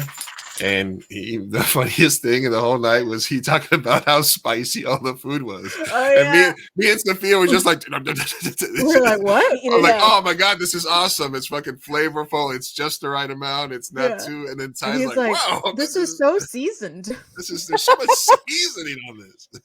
I love when that happens. It was a Brazilian restaurant, by the way. So like, it was like, man, some of the stuff is just, and it's good. It's spicy. It's got some flavor to it. And he was like, wow, there's a lot of seasoning on this. I was like, yeah, there is. All right. Anyway, we love Ty. Thank you, Ty, for all you do for us. All right. Let's go. We have some tabs, but we're gonna do No Names Way. Ooh. Now it's time for No Names Way. No Names Way. No Names.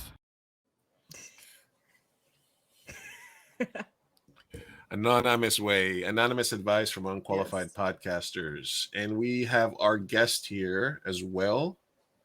So you will be able to participate as well. All right, let's see what kind of advice we have. All right.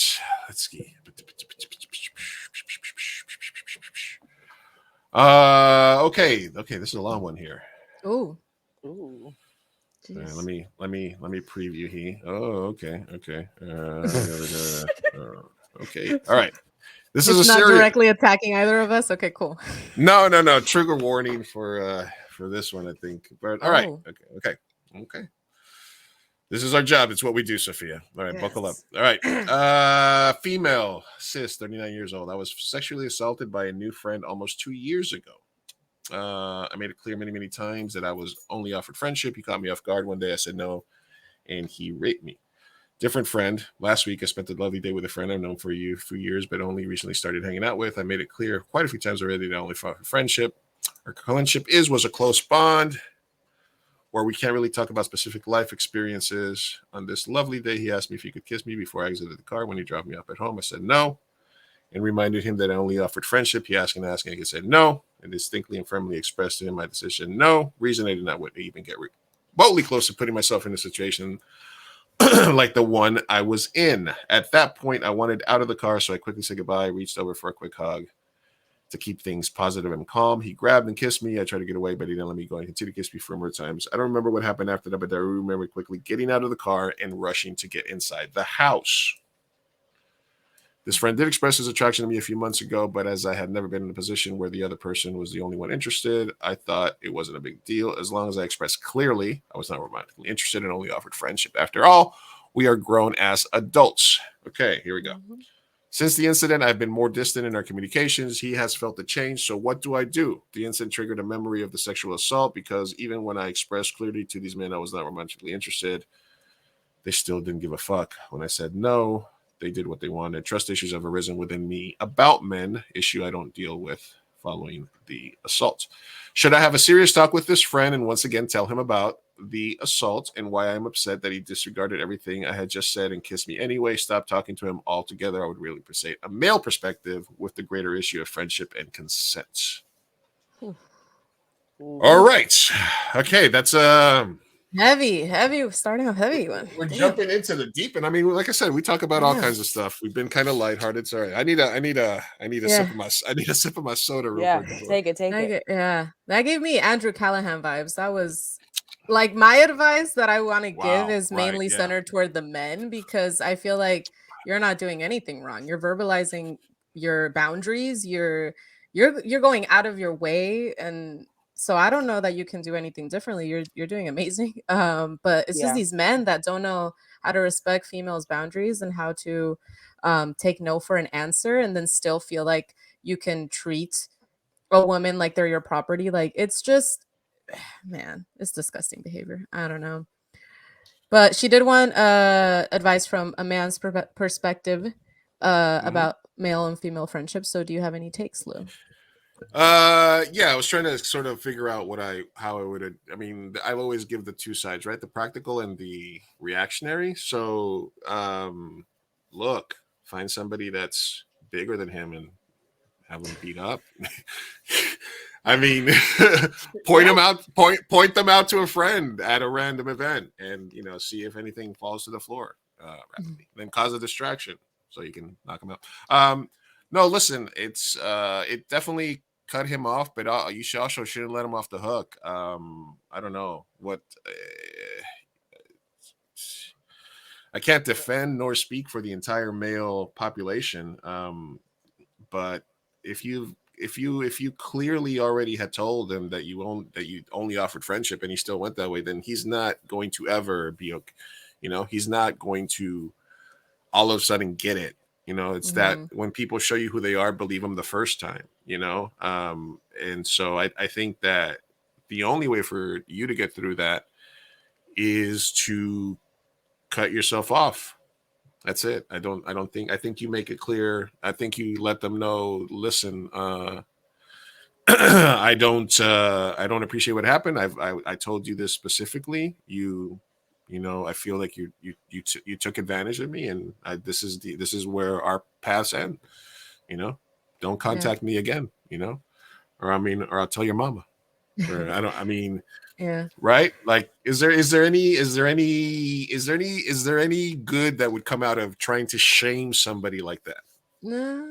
And also, you don't owe him anything. Like, that's another thing, is you could just leave. If something makes you uncomfortable, you can just exit the situation. You don't owe anybody an explanation. This is one of those situations. I am an advocate of closure, but this is not a healthy relationship where you have to express why you ended things. This is a toxic friendship where he did take advantage of you and he disrespected you. So you don't owe him anything.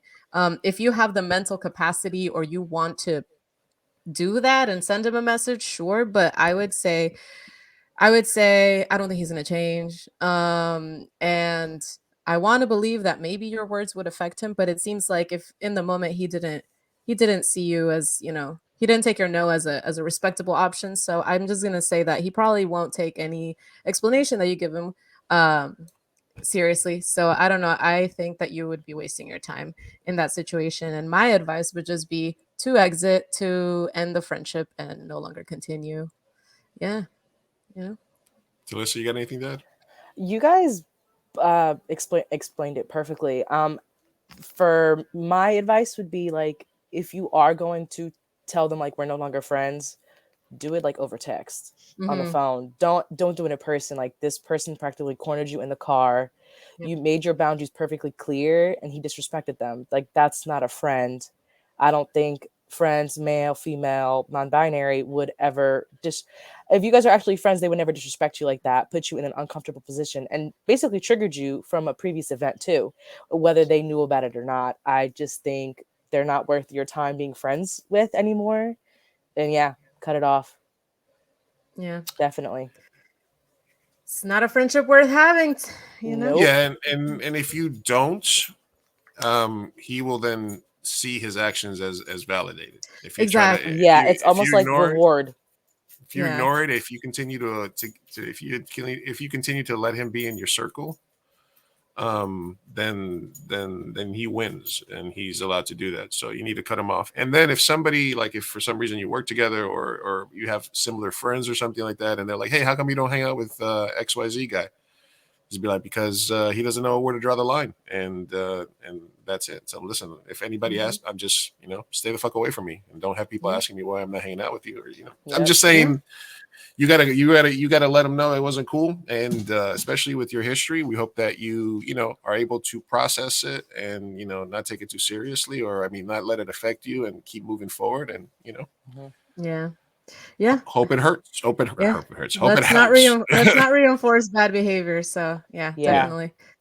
Let's do he it. could All right. continue doing that to other women, and so that's another thing. You gotta just put a stop to it. Exactly. When I substituted, I didn't want to read exactly. I substituted assault there a few times because it was kind of heavy to read all that. But thank you for submitting and for trusting us with your questions, and we wish you the best. Yeah, appreciate it. All right. Hopefully everything's not as heavy as that. Ooh, I know, man.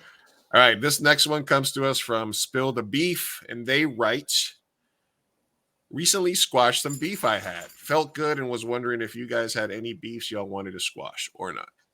All right. That's not advice, but ooh. Lisa, what's going on? What's going on in the streets? Who you beefing with? The streets of Jersey. What's going on over there? Everything's pretty copacetic over here, to be honest. Have you recently squashed any beefs? Are you somebody that are there any like lifetime feuds where you're just like at the end, just like, hey, listen, why are we still mad at each other or anything like that? Or am I bitter? Yeah, I would say that I'm bitter. I'll say that I'm bitter, and like I like to make jokes about it, be like, he was the bum, but like, why am I still talking about it? Yeah. I'm the kind of person though, like in your mind. Yeah. I'm the kind of person though, like if we do have beef, like I'm gonna sit with it. I'm gonna be like, why do I feel like that? And if they're a close friendships are very important to me. So if it's like a close friend and maybe they did something that rubbed me the wrong way, I'm gonna talk about it. But I always make it an open conversation. I never blame anyone or accuse. I just say, hey, when you did blah blah blah, made me feel I felt kind of ashamed about that. Like, can we talk about that? Like, can we make sure that doesn't happen again? And I like to check in with my friends. So usually there is no beef. Okay. That's good. I know that's a little boring, but I think because I'm not dating, I make sure my friendships are doing really, really well. I put the energy into that. Problems. Yeah. No, that's good. No, my answer is literally the same. Like I don't think I have any current beefs that I know of. Right, that we know of. Yeah, that we know of. Start none, won't be none. Yeah, I mean, there might be one-sided that we have no idea about, but yeah, exactly. I'm like, I don't know, but I'm fine. I'm doing great. I don't have any beef with anyone currently. But in the past, I don't think I've ever really had any beef with anyone, where I haven't addressed it. Right. So especially like I'm the same way as you, Talisa. If I have a really solid friendship, I care about it enough to give it that care and have a conversation. One that I could talk about is literally with my best friend in the entire freaking world. Like we've been best friends since elementary school, but we've had a falling out for like a year. And that one was when she became really religious and I was becoming very not religious at the same time. And so we were kind of drifting, and I was like coming out as queer, and she was like very, very like Jesus. Yeah. And she she baited me into a church one time. So I wanted to hang out with her, and she was like, yeah, let's hang out, but like first I have to go do this thing at this church, whatever. I was like, oh yeah, whatever, I'll go with you. But it was a whole like 2-hour, it was that's an episode right there. And after that I told her, hey, I don't ever do that to me again. I thought we were just going to dinner. I was stopping by. Like, that was rude as hell. I don't believe in God. I'm an atheist. So I was like, I love you. I respect you, but like, it doesn't feel like you're respecting me. And she apologized. And then after that, she's like one of those cool Christians where she's just like, sorry, I was so freaking psycho. I was just excited about Jesus, but like, sorry about that. You didn't deserve that. And she's apologized. And so after that, like, we're good. It wasn't, I'm glad you guys were able to talk about that and be like, hey, don't do that again. It's like, okay, my bad. I'm glad that you guys are still friends and that worked out. Yeah. No, and it could have gone the other way. Yeah. And I thought it was headed that way. That's why I was like, we're not talking. Like, I'm really angry. But no, I think that at our core, we're like really similar people. even though we have totally different belief systems, which, hey, shows you that you can kind of have like, you know, a peaceful relationship with someone that believes something totally different. Yeah. And we just, as long as there's that mutual respect, and yeah, and we're still best friends. We've been for like, you know, what, 20 some years? It's crazy. Oh, that's so cute. Yeah, I've been best friend. One of my best friends, it wasn't beef, but like I wouldn't call it beef because we weren't angry with each other, but I was upset because kind of like that we didn't speak for like 8-9 months. Oof. And I was like, you know, I waited after the holidays because the holidays are supposed to be a fun time or also can be stressful. Yeah. If you're working, it's like the end of the quarter and all that stuff. I waited till it was all over and I was like, hey, like, you know, I don't want to blame you or anything, but this is how I've been feeling. I've been feeling kind of lonely. Like, what's going on? You know, I wish our friendship can grow stronger from this, et cetera, et cetera. Oh my God, it was squashed instantly, even though it really wasn't beef. And we've been talking literally ever since. Like, we made plans a week after, saw each other. It was great. So it's just nice to get your feelings out. I love being able to do that because younger me would have never, you know. Right? It's growth. No, yeah, I think squashing beef is great, but I mean, I feel like we're boring. We don't really have like drama beef, like right. Yeah. What about you? It's good to be boring. Yeah, it is good. It is good. It was like, let me switch it up. Yeah. No, my beef right now is diabetes. I'm gonna beat you. I'm just kidding. Listen, yeah, man, beef is beef. Sometimes you got beef with yourself. Sometimes you got beef for no reason. Sometimes only one of you thinks that their beef is happening and the other person's oblivious to it, you know? Oh, yeah. You know? As they say, beef is when you roll nothing less than 40 deep. That's what we used to say. Do you have any current beef, or are we speaking of past beef? No, I like to, I don't like, and I actually talked about a beef I had with somebody the other day. I don't like people not knowing where they stand with me. I have I don't burn a lot of bridges. Like, I have tons of groups of friends, and I have certain people from different groups that hate each other, but I somehow can maintain relationships with multiple people. I'm a gray area guy, as you know, Sophia, you know, I'm not very black and white. I'm very gray area about stuff like that. So I can continue conversations with people, in relationship with people, even individually of each other. So for me, the only type of people and the only beef I have is for people that are sort of false, you know, or that switch, you know, like I had a beef with somebody and, you know, I like called them out on something and they were just immediately trying to attack me. And they're like, well, your fucking movies suck and you suck. And I don't get the references. And I'm like, wait a minute, you were in my movies. Like, what do you, and you always like, it was me. kiss my ass about it. And all of a sudden now, because we're arguing about something, you're going to switch and say, oh, I never liked you. You know what I mean? Like, I can't stand that, you know, but even with that person, I basically told them, this is how I don't fuck with this, blah, blah, blah, blah, blah, blah, blah. And we can talk about it, or we can, or we can deal with it when we see each other next. And, you know, that's it. You know, everybody gets, you know, so I don't like to keep simmering beef because it doesn't, you spend so much time thinking about something that's overthinking. We already overthink enough as it is. Right. You know, so you're just coming up with scenarios and situations and, you know, it's just, it doesn't help you. You know, you got to let go. Yeah. And sometimes the beef doesn't get squashed one-sidedly, you know, it sounds like the other person's still holding some whatever, but on your end, you're like, I tried it all, it doesn't matter. You're so let that shit go, spill the beef. All right. I think we've gotten this question before. What's your biggest regret? We always, somebody always says regret. Talissa, do you have one at your young age?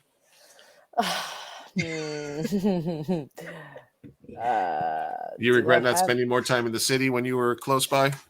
Yes, I will say that because I had a free pass for the train when I was in college. I know. And then after I didn't have it, I was like, oh, I could have seen so many Broadway shows. I could have done so many cool things. But like, I'd be scared of the city. I'm like when I go there, my phone got no cell reception. I was like, what if I get lost? Really?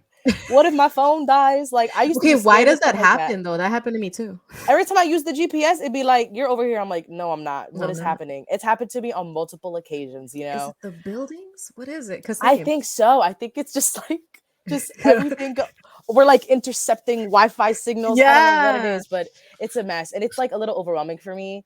And I think as much as I do, I move a little slow. And I was like, I think that's what my only regret, honestly, is probably not going enough and taking advantage of like the free rides that I had. So yes, plus you could go to Museum of Modern Art on Thursdays after like 4:30 for free. You could go you could go to the Guggenheim on Wednesdays for free. It's like I didn't know that. I used to take I used to take advantage of all the free shit when I lived in New York. It was I was there. And the Museum of Natural History. It's all you can pay a quarter to go in. You don't have to pay the full fare. It's a suggestion. That's awesome. And like I have family that live out there, so like I think this regret isn't that big because like if I still wanted to go, I could. I have somewhere to stay, someone to show me around. You have it all. Why are you not doing it? I know. I just be comfortable, with my little hoodie on, typing away, or not typing, clicking. There you go. Yeah.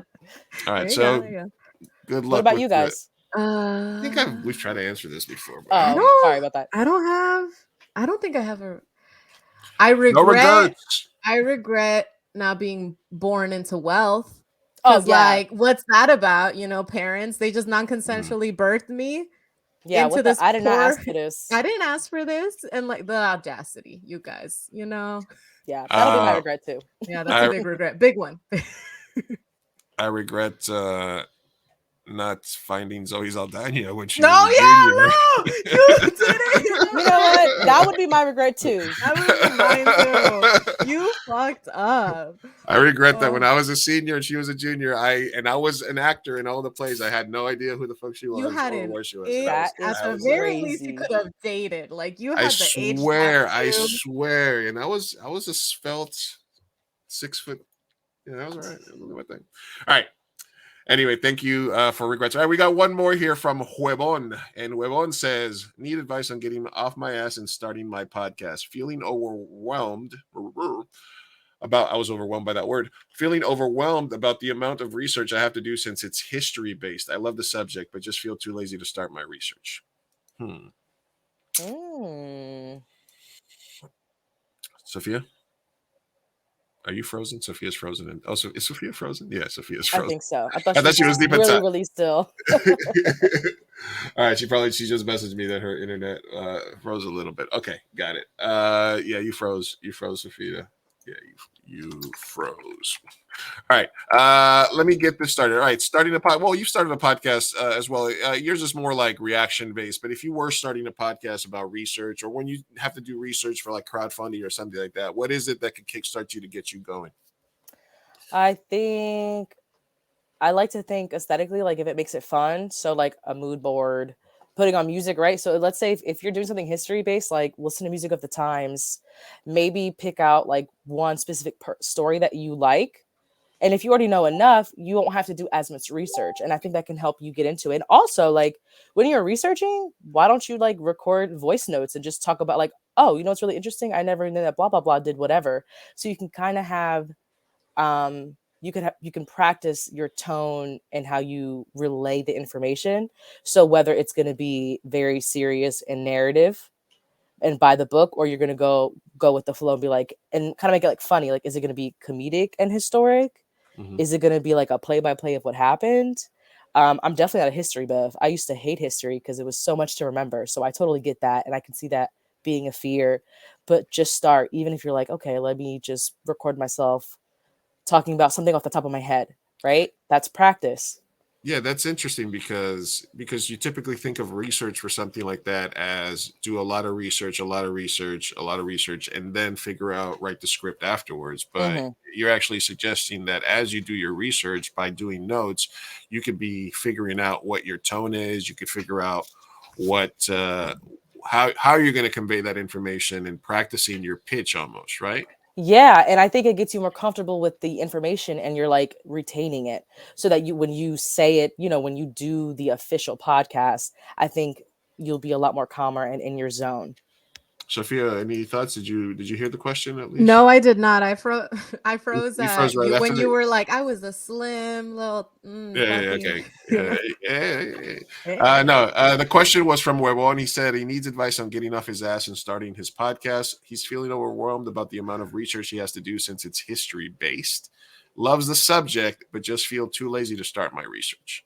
Ooh. So you also got a master's. When you had to do research, how did you kick yourself in the butt?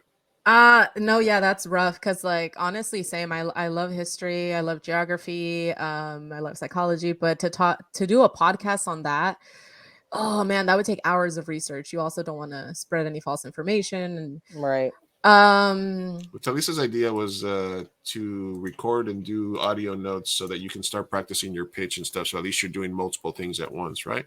Yeah. And to like starting with what you like, right? Because if you say just history, right, everything is history. Like, that's true. Are you going to do Egyptian literature? Are you going to go like what route are you going and how can you start? Yeah, is it educational? Because also another way of making it maybe less on your shoulders is to be like, hey, like I'm not the end all be all information. I'm not, it doesn't have to be just education based where you're just teaching a topic. You don't have to be a teacher as well. Like maybe you can talk about some history, like, Franz Ferdinand did this shit, like you believe it, and then just talk about it for a little bit, spew on it, talk about, I don't know, whatever, do your opinion based stuff, So it doesn't have to be, you don't have to be like looking at it from a professor standpoint, I guess. Just maybe research little snippets in history and then just kind of like, give your own take on that or opinion on that. I would say maybe as far as research, like that's probably the only way that you can make it, that you have to sit less to, and study up on it. Because otherwise, you do have to study what you talk about. So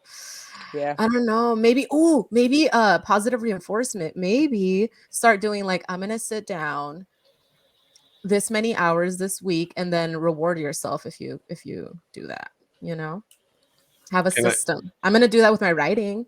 So can I give him a little tough love here? Can I of course, yeah. Okay, fine. Listen, I don't know if you watched the intro to our show, but there's a very talented actor named Shia LaBeouf, and he says, just do it, make your dreams come true. Yesterday, you said tomorrow. Yeah. Listen, there's zero excuse for you not doing a podcast, especially if it's a topic that you like. You can literally have the sum total of human knowledge at the sum of your fingertips. That's you can true. do research while you poop. You do that every day. Yeah. So fucking do some research. You got notes on the thing. You can literally just queue up a YouTube video about something and have it read it to you. Or you can just listen to shit. It's not like you got to know the Dewey Decimal System and go to the fucking library and go through here and then go down the racks. No, you got the sum total of human fucking knowledge at your fingertips. There is zero excuse for you not doing research. What I would suggest is that if you pick the period that you like, watch as much content, music, movies about that era as possible and figure out what hasn't been said. Yeah, that's true. A beautiful tip. Yeah. Go into it, listen to everything, watch all the YouTube videos about the exact thing. Look, figure it out. Look, if 17 people have already done the exact same podcast in the style that you want to do it, then maybe you're not doing it because you know you're going to waste your time. Then maybe you need to figure out a better topic. But if you go in there and you look for type in exactly what it is that you think you're going to do, there's probably somebody else that did it already, right? And there's movies that have been made about it. But what hasn't been done? What's the angle that hasn't been taken? Exactly. If you don't want to waste your time, because it seems like you just don't want to waste your time, and if you wanted something that excites you, then consume as much information about that topic as you can.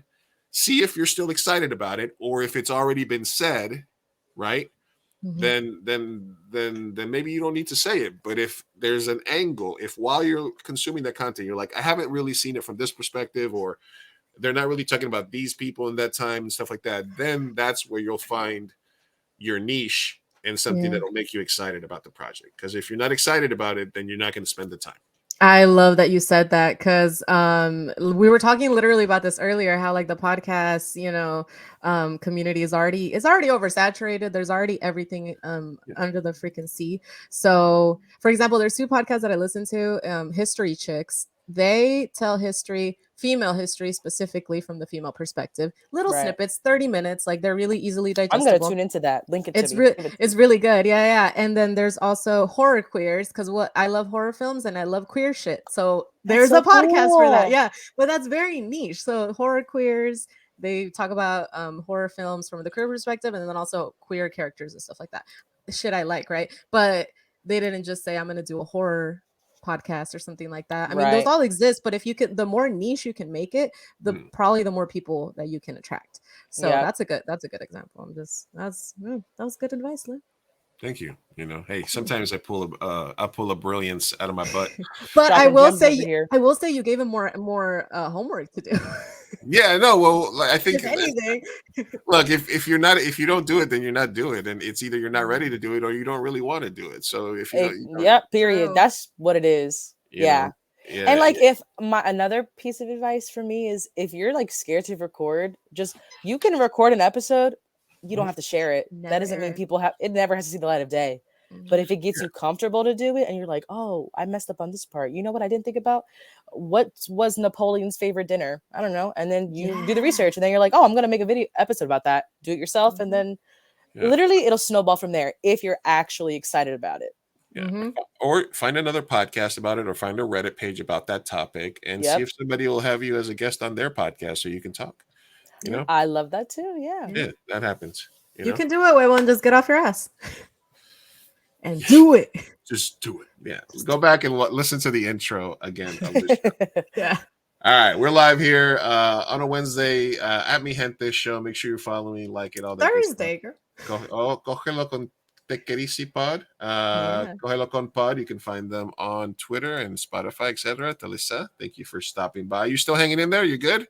I'm good. You're still right. chilling? All right, cool. All right. Yeah. Now let's knock out some tabs. I got some stuff that we've been thinking about over the week. Let me know if you guys want to talk about this. All right. I talked yesterday about the stream. We talked about the power of the meme.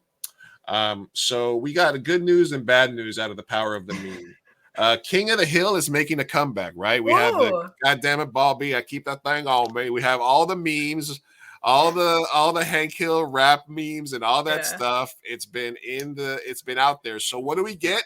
We get rewarded with more King of the Hill. King of the Hill is coming back to Hulu. The reason it's coming back is because so many people talk about it. So I say we have power, people. We have the meme age is power, but we also can abuse it because when we do stuff like meme Morbius and we hate watch Velma, you know what happened from us hate watching Velma? We're gonna get season 2 of Velma. Are you serious? No. I didn't even know this. This is bad news to me. The rumors are that so many people hate watch Velma. It was their most watched animated preview. So many people hate watched it that the rumor is that it's already been approved at HBO for a season 2. Oh damn! So people, this is Lisa's face. This is. I'm like so disappointed because I didn't even touch it. Me neither. You know, I did my job. I didn't talk about it. I didn't watch it. I did my job. I watched it, but I didn't pay for HBO, so they didn't get my rating. That's good. Nice. Like, I'm wondering, what do they count as a rating when you click trailer? Like, is it 0.1 second when you put it on? Like, what counts as a? I don't know. Because I feel like all streamers they track that differently. Yeah, I think just enough people streamed it and watched it. Yeah, and this is only going to give Mindy Kaling more fuel. You know, good for her. She writes self-hating brown girls very well. That's kind of her thing on her. Yeah. You know, Oh my god, yeah, she does. She needs someone to deprogramming. Let's not forget. Let's not forget, as this thread says, that she wrote this scene. I used to clown on this every year, but the truth is, I kind of miss Pooja. Are you kidding? When I get into friendship, I'm never coming back.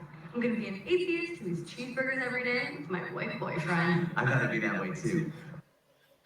Yep. She did that. She's pretty. It's pretty on par for the point. You know, she plus they don't. It's a Scooby-Doo and they don't have a dog. It's a whole thing. It's really really bad. When they announced that, I was like, y'all lost me. Like that's when. I mean, I don't even think they had me to begin with. I was like, okay. I want to watch it so badly. Which is to say, be careful. We have so much power that sometimes we don't know how to use it. So we got this. So this week we got the good part. We got more King of the Hill coming, but we also probably got more Velma coming. So did you watch King of the Hill, Talisa? No, I don't think I have. I've seen snippets and stuff, and I'm like, oh my god, that's hilarious. So that if anything, like with this news, it probably is gonna have me watch it. Yeah. You mentioned this the other day. Sophia, the Gina Carano and Ben Shapiro's movie. They spend a lot of money. Yeah. and it made very little money. Yeah, she ruined her career, man. She was in Star Wars. She was working with Pedro Pascal. Okay, she was winning.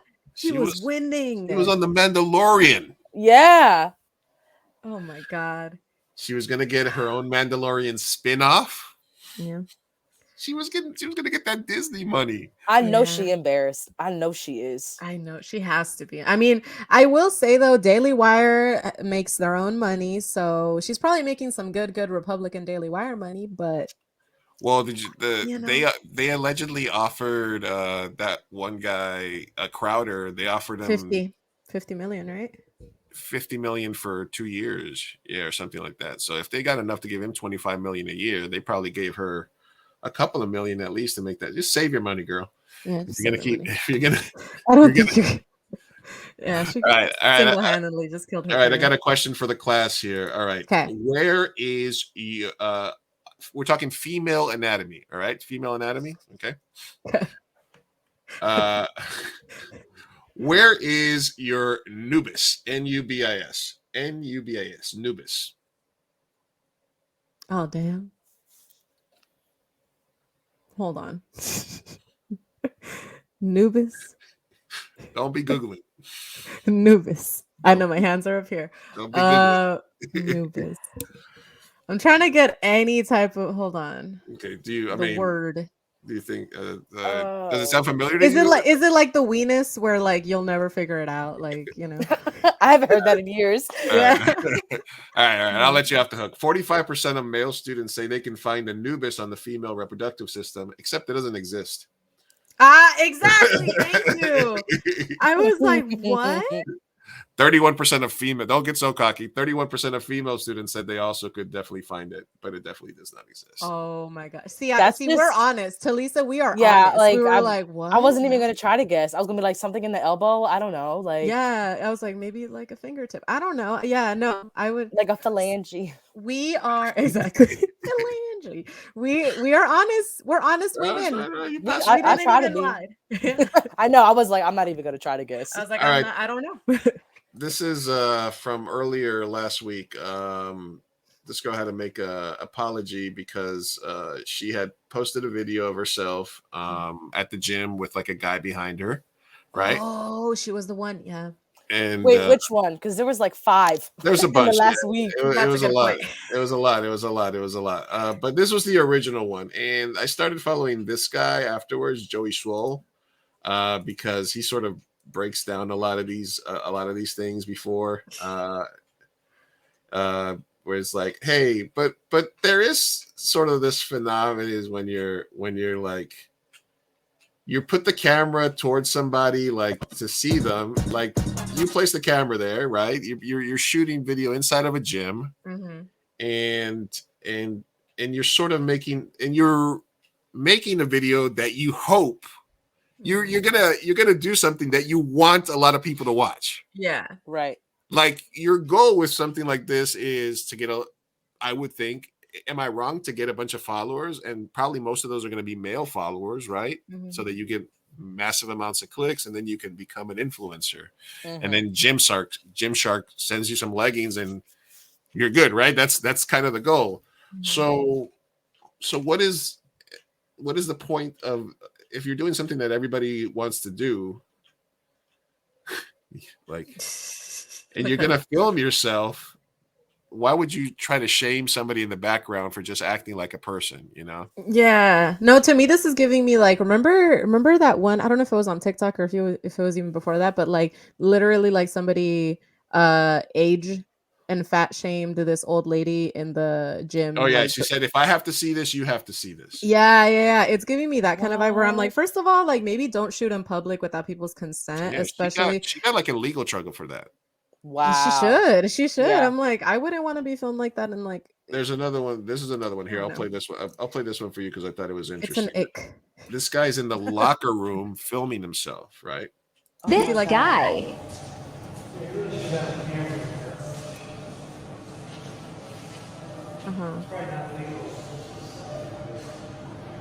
Still moving progress here.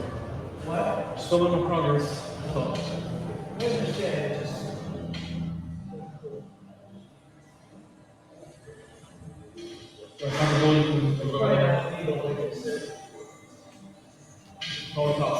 First off, that man is absolutely correct. He has every right to ask you to not film in the locker room. And he's really nice about it, more nice than most people would be. And he's also correct that that's illegal. That's why you see signs in locker rooms that say, no recording, no video, no photos. If you happen to be filming and you catch somebody in the background that's changing or nude, like these two men are doing, and you post it, there's real consequences. And I totally get it. Yeah, so this guy's basically breaking down all these people that are like here, like yeah, I love that guy. Well, I like the fact that he's like equal opportunity because at first I thought he was just like targeting the women that are like doing it like as sort of a sexist thing, you know, like an angle. But low key, it'd be like a hidden motive. He'd be like, yeah, exactly. Like, okay, like look, if you're over here and this girl's about to do, you saw her walk over there and turn her phone on, like you saw that, and then you're like, oh, she's doing handstands at the gym. Okay, all right, but he's still working out. He's still working out. He's doing. Mind you, he could be like disassociating, like, damn, my abs hurt. Not even he probably doesn't even see her. Yeah, no, it's mad uncomfortable. Like, don't do that. It just, I don't know, like but they're about to get phones banned in the gym in general. I feel like they should at this point because it's not good publicity. Like, it doesn't make the average gym goer want to go. Like, why does being a gym rat coincide with being a bully? I don't. It doesn't have to. Yes, exactly. Like, I understand gym selfies, but make sure that no one is in the background. And the thing is, like, even just saying that is like that's already too much leeway. Yeah, I remember this video. Yeah, this is the original. This was how to not approach girls at the gym. I hate when they're sweeties. It's so uncomfortable.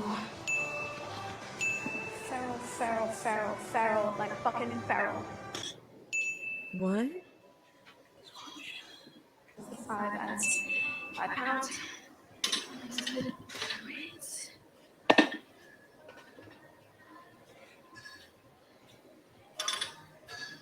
Excuse me? You don't have to do that. It's okay. No, that's okay. I got it. Thank you, though. See what I mean? Alright, here we go. I just want to share my perspective on this video. If you guys want to watch the full thing, you go over to her page. First and foremost, as I said before, there's a big difference between staring at somebody and simply looking or glancing at them. So why did this man look at you? Well, you're in front of him off to the side, you're in his peripheral. Yeah, basically, this guy breaks down but I wanted you to watch the original. He might go take the weight. He might ask, "Hey, are you using this?" If you're that, like, this guy's showing me this guy that's walking backwards. Like, what's the guy? Yeah, and then this guy breaks down. Listen, sometimes people walk backwards because it helps with thing. He's wearing. I wish I could do that. I want to walk backwards. I know. I was like, I would trip. I can't even walk forward. Like, keep the paper towels inside his headphones. Like, maybe he doesn't want to get his headphones sweaty. Like, let's let people be what they're gonna do. Look. As a big guy that sometimes struggles to get to the gym, it's like, come on, man, come on. This makes you never want to go. Exactly. It's like a gym insecurity. I think it's just so unfair. And the original one that you shared of her like yelling feral, it's a little cringy. And I feel like you have a lot more hate for men than you realize. Like, let's talk about it.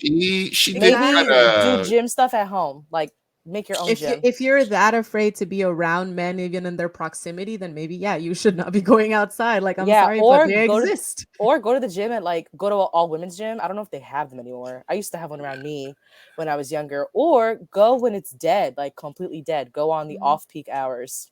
She did in her apology say that she had some sexual assault in her past or some issues from her that was that would cause her to do stuff like that. Yeah. So it seemed like it. So she seemed like she immediately was like, this is not helping me out. But you also hair on end, like scared. Yeah, what you shouldn't do is you shouldn't go outside using your trauma as like a reason to harass somebody else. That's another thing. So boom. He was just trying to work out, girl. Just I don't know. All right, this one's gonna be this one's gonna be a tough one here because okay, so here this is in Iran. A couple got sentenced to a decade in prison for dancing in the street. In Iran, it's illegal to do all kinds of crazy stuff. So 21-year-old and 20-year, they were seen taking a romantic clip twirl. They did a little video 21. at 21. All right, but wait, just give it a second. They were also banned from using the internet. They've been deprived of lawyers. They got 10 years. And I was feeling what you were feeling. I was feeling what you were feeling until I saw this picture. Okay. Sorry. All right, I'm sorry. I know this is wrong of me. This is not funny. That is a smolder if I've ever seen one. That's his blue steel. Sophia, I am not the one that's laughing here. I'm sorry. You did it to me. I'm sorry. That was just a cringe. I'm sorry. It's obviously a horrible regime, but when I saw the picture, I was like, well, you know, does look a little douchey there. Sorry, I'm just little douchey. But hey, that's not illegal. That's not illegal. Neither that's should be dancing in the streets. I'm sorry. Like I said, we're not the serious show. I'm sorry. No. Sometimes I see a joke and it's just too easy to pass it up. All right. I'm sorry. Okay. Talisa, do you have any reaction to the James Gunn announcement, the DC Universe stuff? Do you keep track of that, or is it not really? Yeah, I watched he announced that yesterday, right? Mm-hmm. Oh my god, the days blur together. Yeah, I'm excited. No more Henry Cavill. Yeah, that I'm a little like, what's going on here? Like, I feel like, okay, aside from what he announced, I'm just confused on who's staying and who's leaving. That's what's so confusing to me. I don't see the appeal in the people they kept. Like, yeah. And I'm excited for the animated stuff. I like DC animated stuff. Actually, last year, like all of January, that's all I watched, DC animated movies. And I was like, this is amazing. And then I was like, okay, I got burnt out. But I'm excited for I like the idea that the animated stuff is going to melt into the live action. He said, like, even the people who do the voice acting will be playing the actors in live action, which is fun. I think that kind of connection is great. But again, I'm still kind of like unclear. Why do we still have Ezra? Why do we let go of?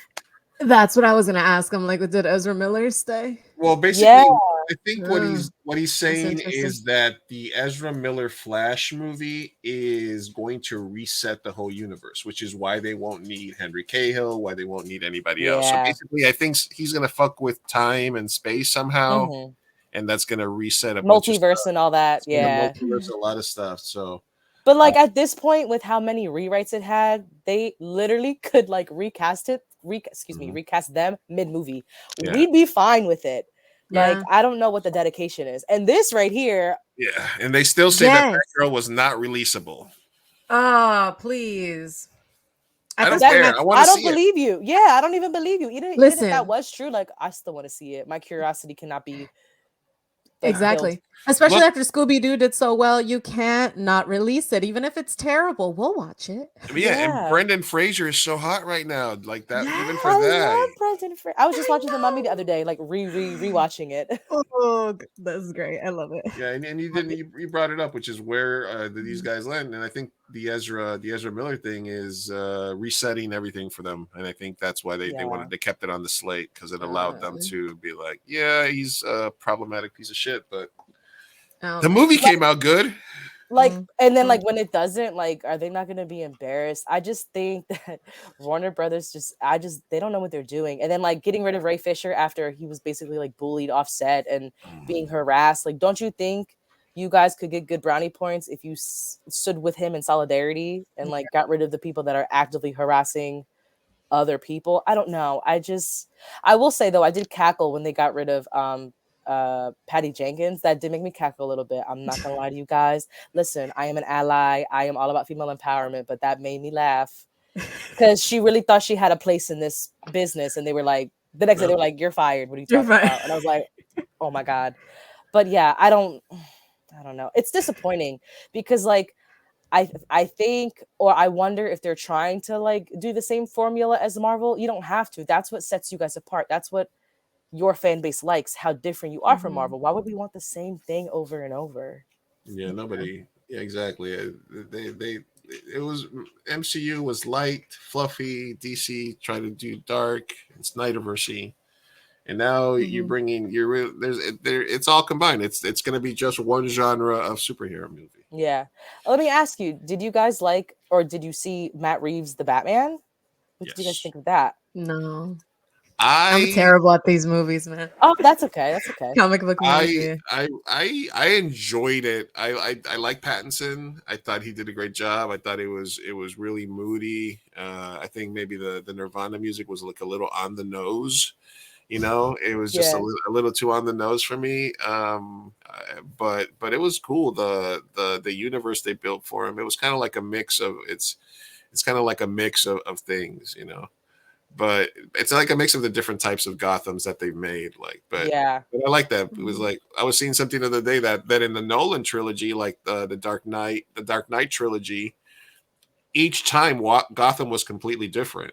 Like in the first, in the Batman Rises, they had like trolleys everywhere and I don't even remember. trains. Yeah, there was like the whole thing was like a big train that ran through the whole city. And then for the Dark Knight, it was like, oh, it's like Pittsburgh or Chicago. And then for the last one, it was like, oh, it's Manhattan. There's bridges and there's stuff, and it's like they lost the plot. Gotham is whatever it needs to be at whatever time. But I did like the Matt Reeves Batman, so I'm glad that they're allowing to do that. Those side universes like the Joker. Yeah, that I'm like, keep it. When I like something, I love something, and that I loved.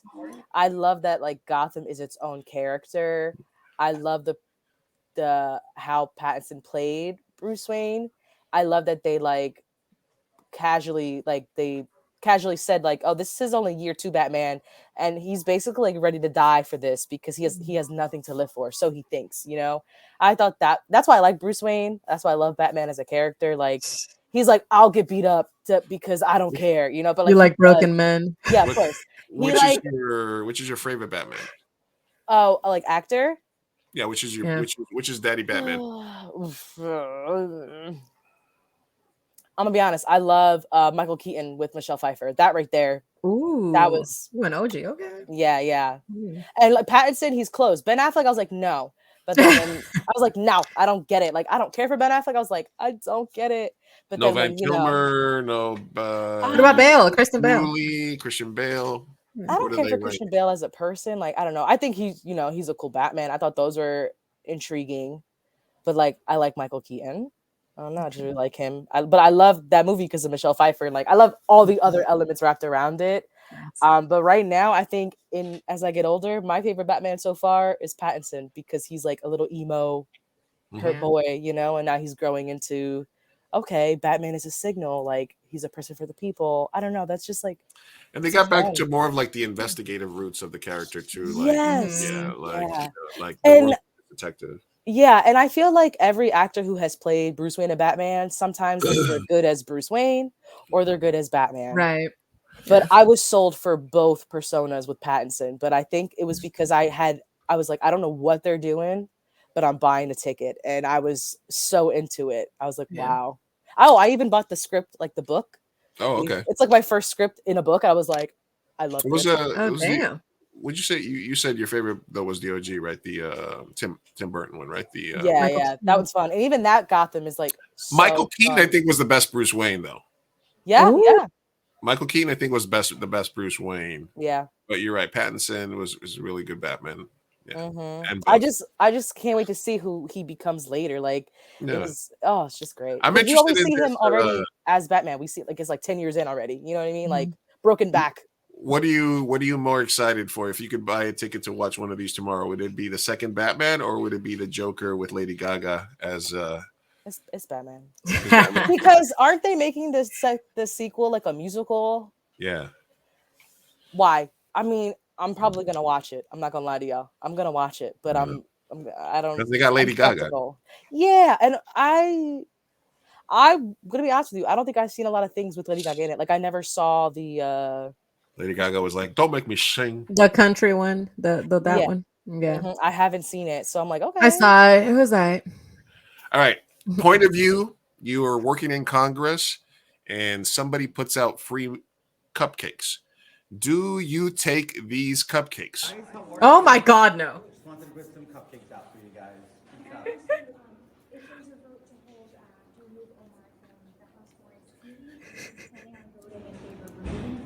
You guys want some of my cupcakes? I'm sorry.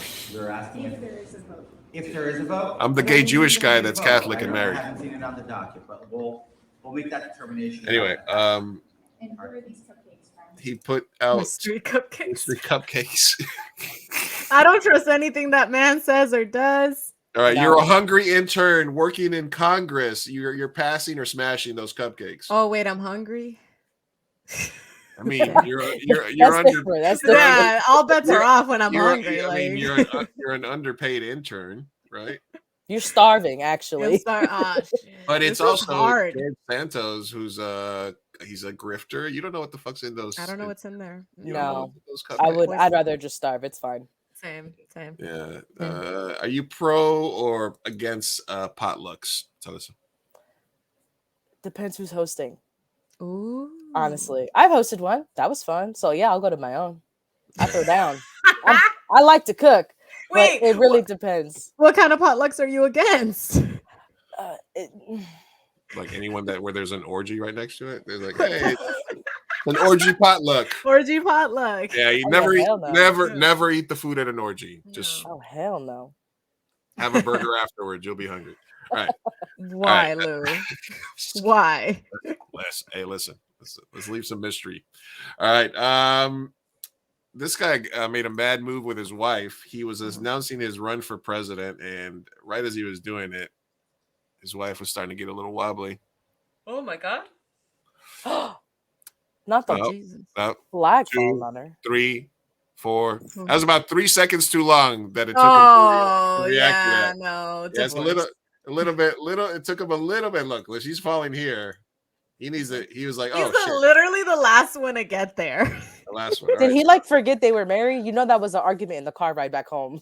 Oh yeah, for sure. Now she was fine, but there is this shot that she will forever bring up. Yeah, right there. I'm on the. Remember floor, that time I stare. collapsed and you just sat there and you kept looking at me? He'll never live that down. Damn. That's a bad move. Wait, why did you bring up the potluck stuff? I was waiting for a potluck related tab. Oh, I don't know because I don't know why. I don't know why that just popped into my head. Okay, love me a potluck. Yes. There's people that don't like potlucks. All right. Okay. I mean, would I rather be fed than to bring food? Sure. Yeah. Who would? It just depends who's cooking it. Like if you got cats that be on your counter, I don't know. Yeah, it depends. I get that. Yeah. That's my fear. Or if I know you're not what are you bringing and you're not like if you're making chicken but you never made chicken before, no. Look, I think Latinos are more prone to being all right with potlucks and just and things. I think Black people are more against potlucks at work and other stuff because they don't trust, like I said, because of the spice thing, because you see all those videos about like they brought the chicken and they're preparing it at work with no gloves, it's not and stuff seasoned correctly, stuff like not that. Cleaned, and I think white people are all in on the potluck with the potatoes with raisins in it for some stupid reason and stuff like that. So I think it's a cultural thing. I think it's a cultural thing whether or not you're into potlucks. Yeah. And whether you participate. Like I'm just like, can we just get pizza? Yeah, same. I'm like, I'm not a complicated eater, so I don't mind. Again, I will eat anything if I'm hungry. All right. Which I always am. East Coast news.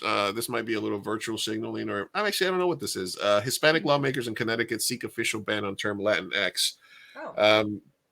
Five Hispanic Congress provide banning gender-neutral word, arguing it's offensive to the state's Puerto Rican population. Now, we talk out here on the West Coast, it's more, I think, Mexicans that don't necessarily want to be called Latinos.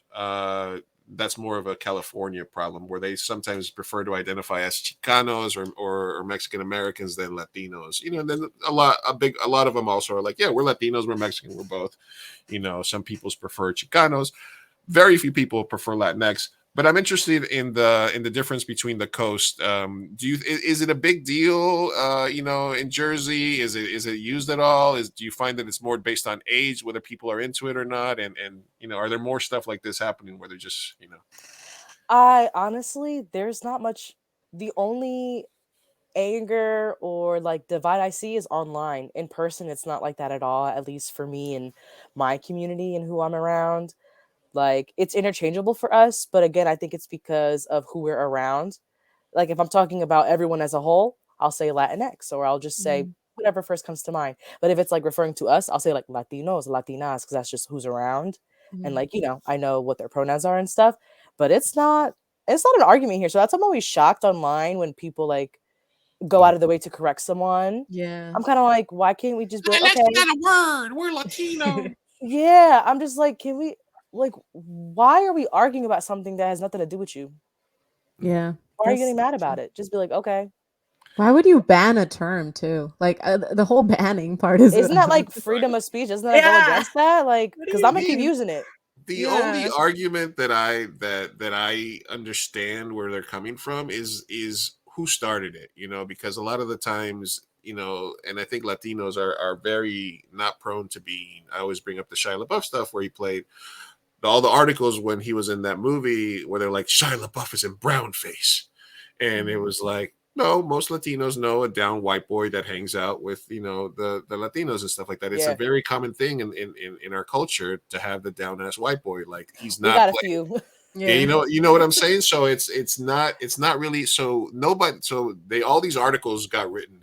Shia LaBeouf controversy, brown face, and new movie, and literally no Latinos got mad. The only people that would get outraged are the people that were writing the articles, or mostly white people that are like, "Wait, why aren't you outraged?" Like, and it's like, right.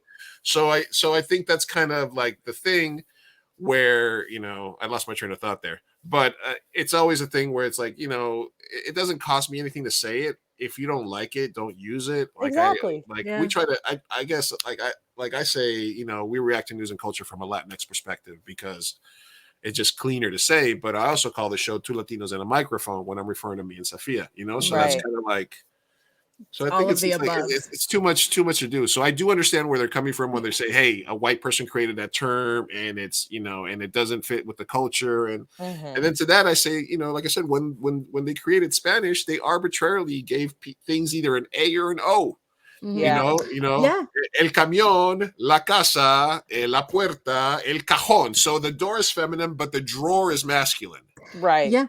It doesn't make any fucking sense. It's just how it sounds better phonetically. Yeah, and on that point, in Mexico, like in Latin American countries, like you can't say LatinX, so they use Latine with the E. Yeah, you could just do that. And when I was in high school learning, proper Spanish, they one time I only saw it once when they said Latina, the A at the end was an arroba. It was like the at sign. Yeah, the at for sign, both genders. A and for both A and O. Yeah, and I'm like, well, why don't we just start using that again? Or is that not something we want to? Because non-binary friendly and stuff like that. But over there, I think they're starting to use E as like the inclusive thing. So it'll be. Yeah, I've kind of noticed it on TikTok when like some Puerto Ricans like from the island, I'll be like, okay, so that's what we use it now. I'm like, all right, Yeah, it's just, do we always have to be angry about something? Like there's so much already against us. Like, can we just come together for one thing? Let's not do all this. Just agree that it's a thing, and you can use it if you want to, and you can use it. Yeah, it doesn't cost me anything more. When I write Latino and I just do a little XOEA, everybody's included. We're all here.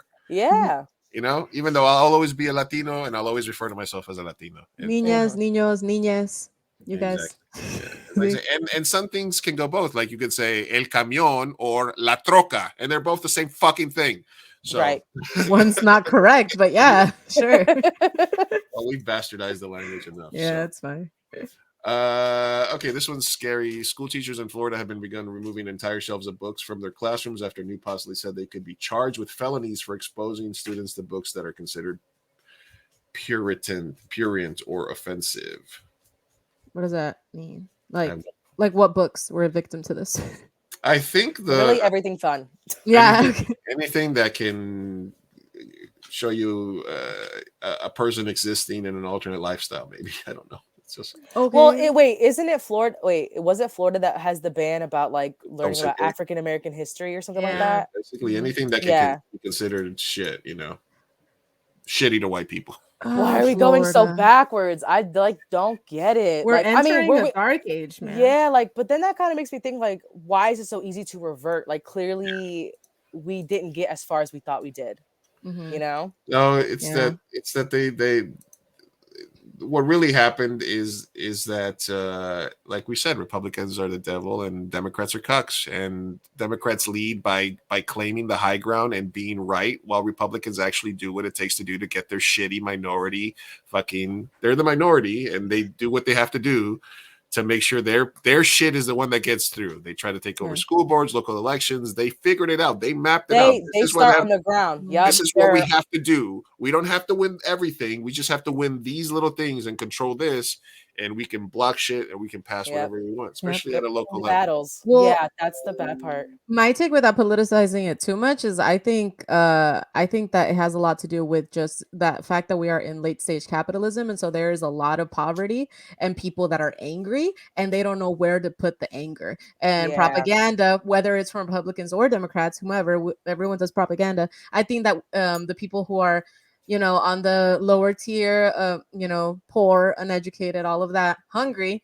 We all do things when we're hungry, you guys. Okay. Yeah. And if you're telling me that it's because of a Mexican that I'm hungry and I'm homeless, then I'm going to be mad at Mexicans, stuff like that. And there's people that are vulnerable to misinformation. And I think that just became the majority of the population, sadly, over the course of years and years and years. And now it's like, now we're just hitting a breaking point in late stage capitalism. That's a great point you made. That's it's not a good time here. No. I hate it here. I'm just I hate it here. All right. Why do white people love quiet so much? Why do rich people love quiet? So this was a very interesting read from the last week. Leah from Brooklyn on Twitter.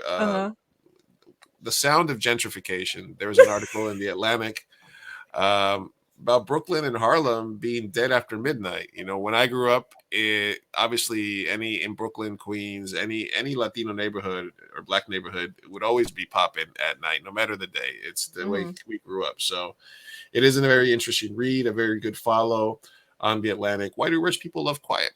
Sophia, why do rich people love quiet so much? Oh, I don't know. I was not quick enough on that one. Sorry, guys. I was trying to think of a quick way to joke. Do you see much gentrification up in your parts? Have you noticed that? I mean, because Jersey's pretty close to, especially. Yeah, I have noticed a little bit in my area. Yeah, I'll be going down a road I haven't gone in a while. I'm like, when did those new buildings come up? Yeah. I'm like, why do we now have a gluten-free, vegan-free spot? I don't know. That's never. I'm like, Yeah, they do. That's how it starts. They do move in, and then they start making sound complaints, and then they and listen. This happens in LA a lot, in Mexican neighborhoods where they gentrify, they move in, and they're like, why are they playing music? Oh, because there's a bar down the street with live music, motherfucker. What do you moved into the neighborhood? I don't know why they love quiet. I think in a way it gives them power. They're like, I pay here. I pay to be here. Y'all need to be quiet. No, we were here first. I don't.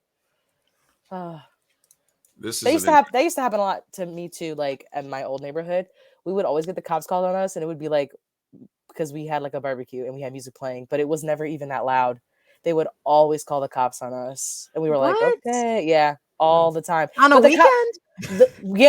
Summer days, it's 4:00. It's not even 9 p.m. because by the time it was dark, we need to put it down a bit. Yeah, we'd be laughing and stuff, but we were never a disturbance. But the cops around here, of course, they'd be like, y'all fine. We just want to let you know they're complaining. We're like, okay, who is it? We know exactly who it is, It doesn't change wherever you go.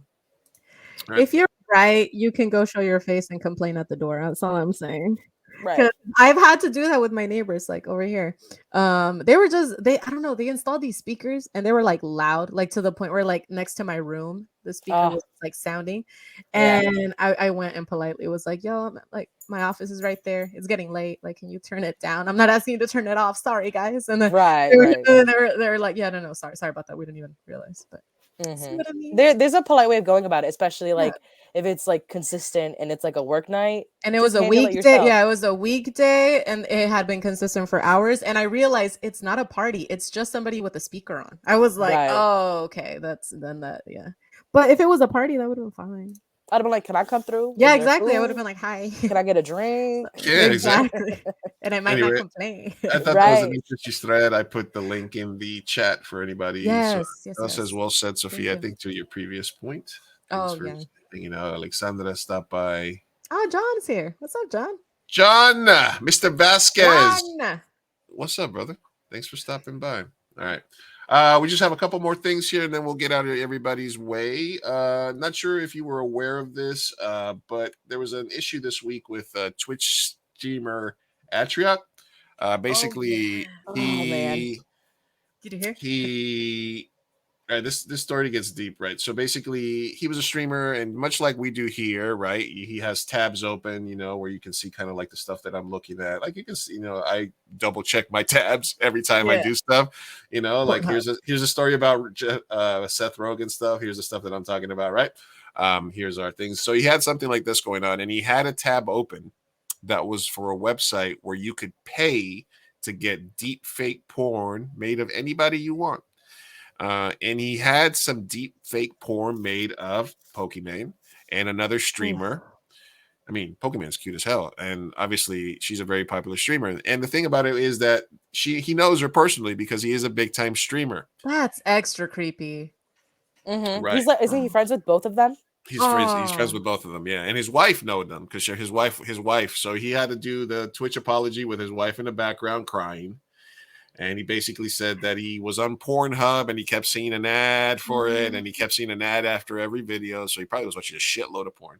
So and then he said out of morbid curiosity, he clicked on it. But this isn't just like a site where you just click on it and then you get access to it. You had to request what you wanted. This was a pay service where you request. It was an on-demand service, right? And this is something that you can do with anybody. This is something that you can do with pictures of anybody. So this is a bigger issue. About nudes. He said he was all embarrassed, blah, blah, blah. I don't even want to hear the thing. But did you hear? And then, the bad take on this is that celebrities lose some of their rights to stuff like this. Mm-hmm. So which side of the argument are you falling on, Sophia? Well, first of all, I'd like to comment that the choice of angling of that apology video is why would you have your wife in the background just sobbing? I hate that. And then B, to like the actual issue, it's fucking scary times. The fact that just by having your face out there, just having a picture, you can have somebody pay to make porn with somebody else's body, but like it looks so real, is so violating. Like I am scared for the next generation. Like I just feel like it's fucking disgusting. It's like it's giving me like memories of like revenge porn before that was illegal, because before that there were sites that could profit highly off of people uploading revenge porn. So I hope that that's where this is headed and it does become illegal.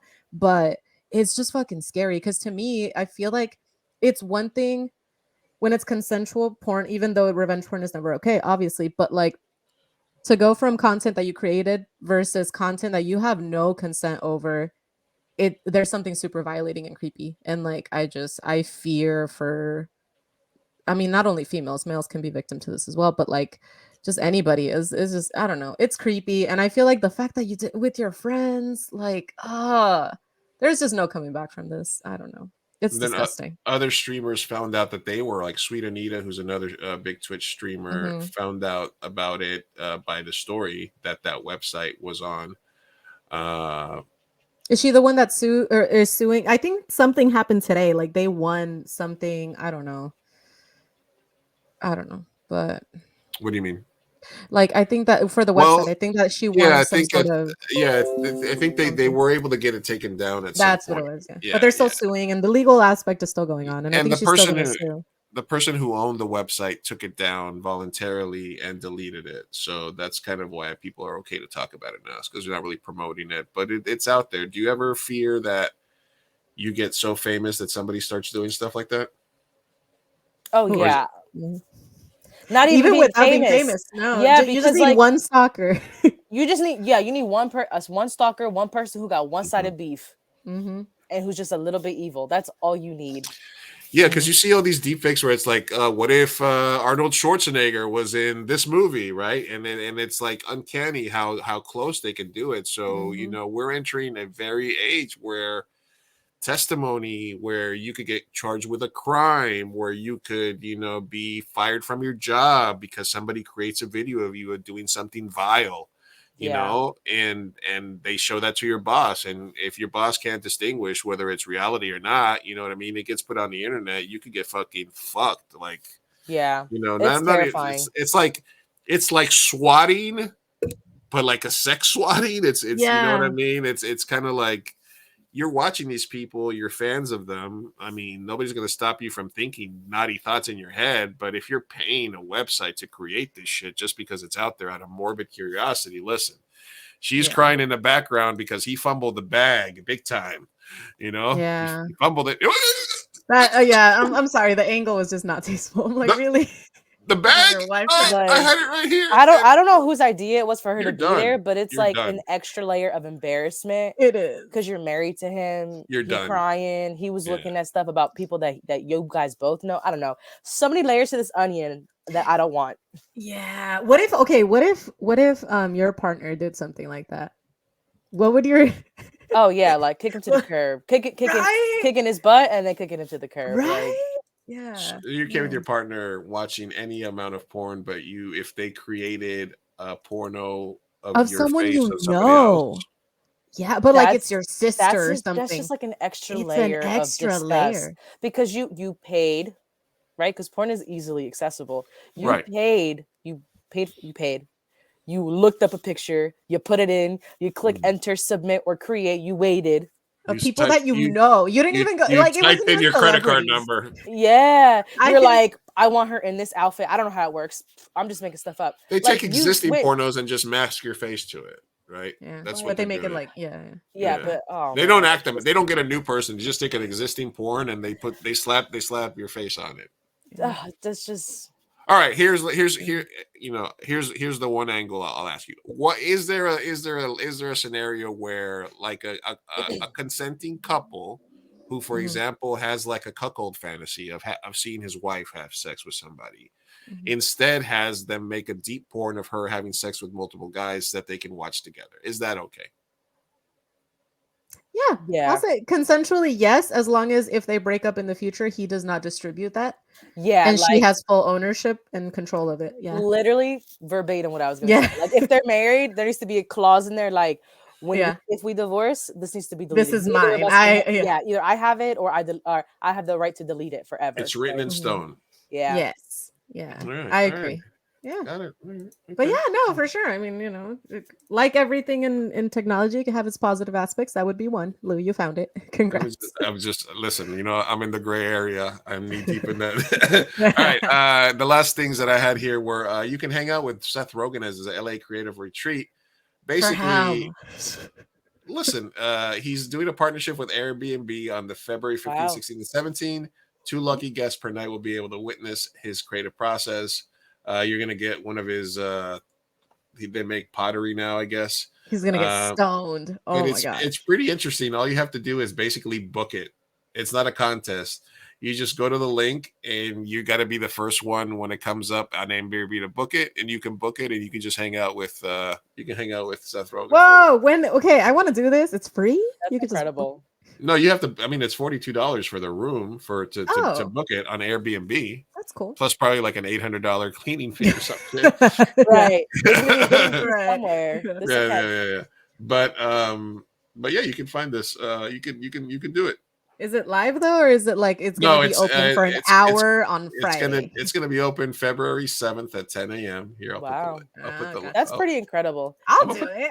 Do you think link other up. celebrities will start doing this?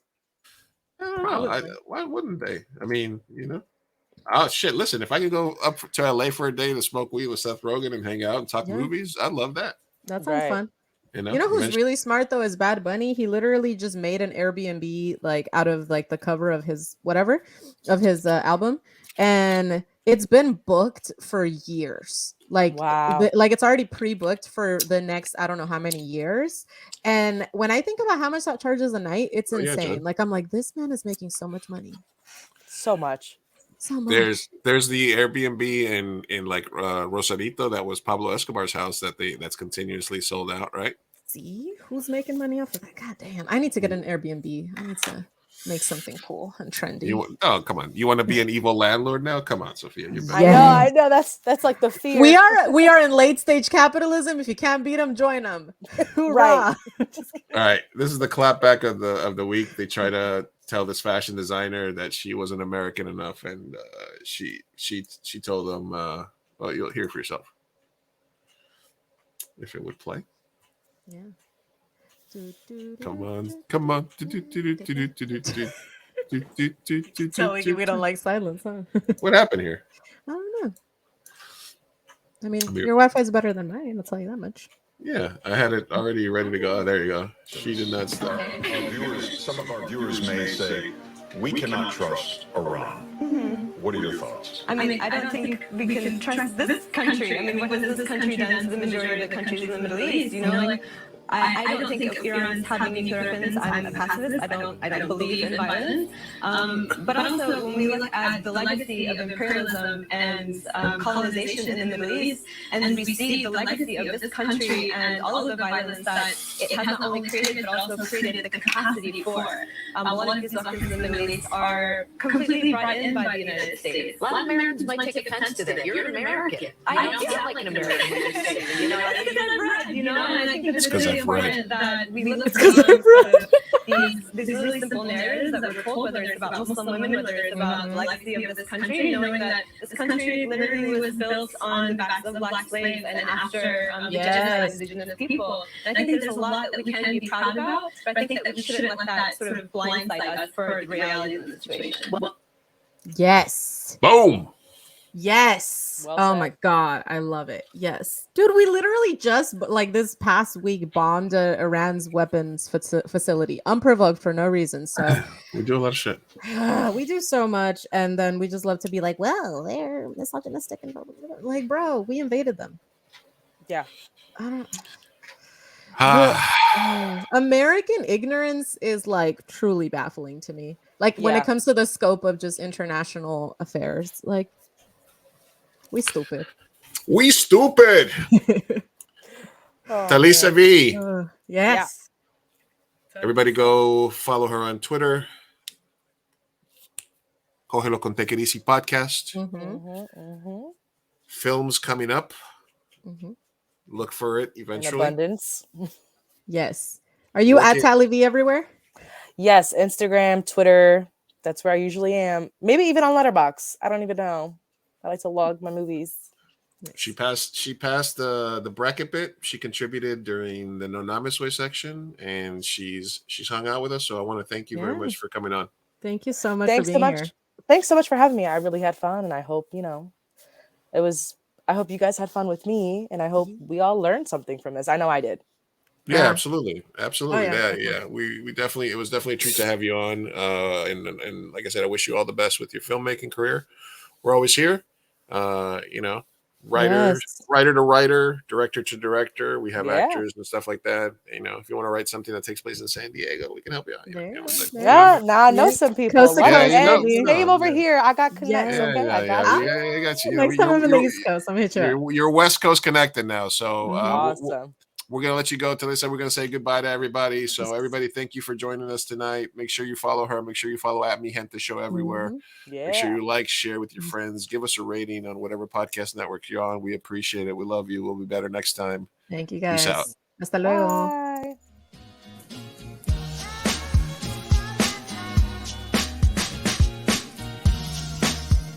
Vamos, papá, hay que irnos. Me estoy aguantando desde que pusieron el domo. Puedes esperar. Muchas personas trabajaron en esta película y solo quieren que te aprendas sus nombres de memoria.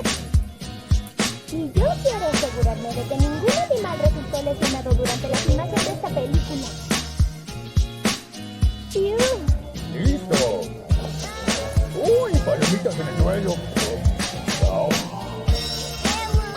Espera, parece que Maggie tiene algo que decir. Revela su primera palabra. Espera.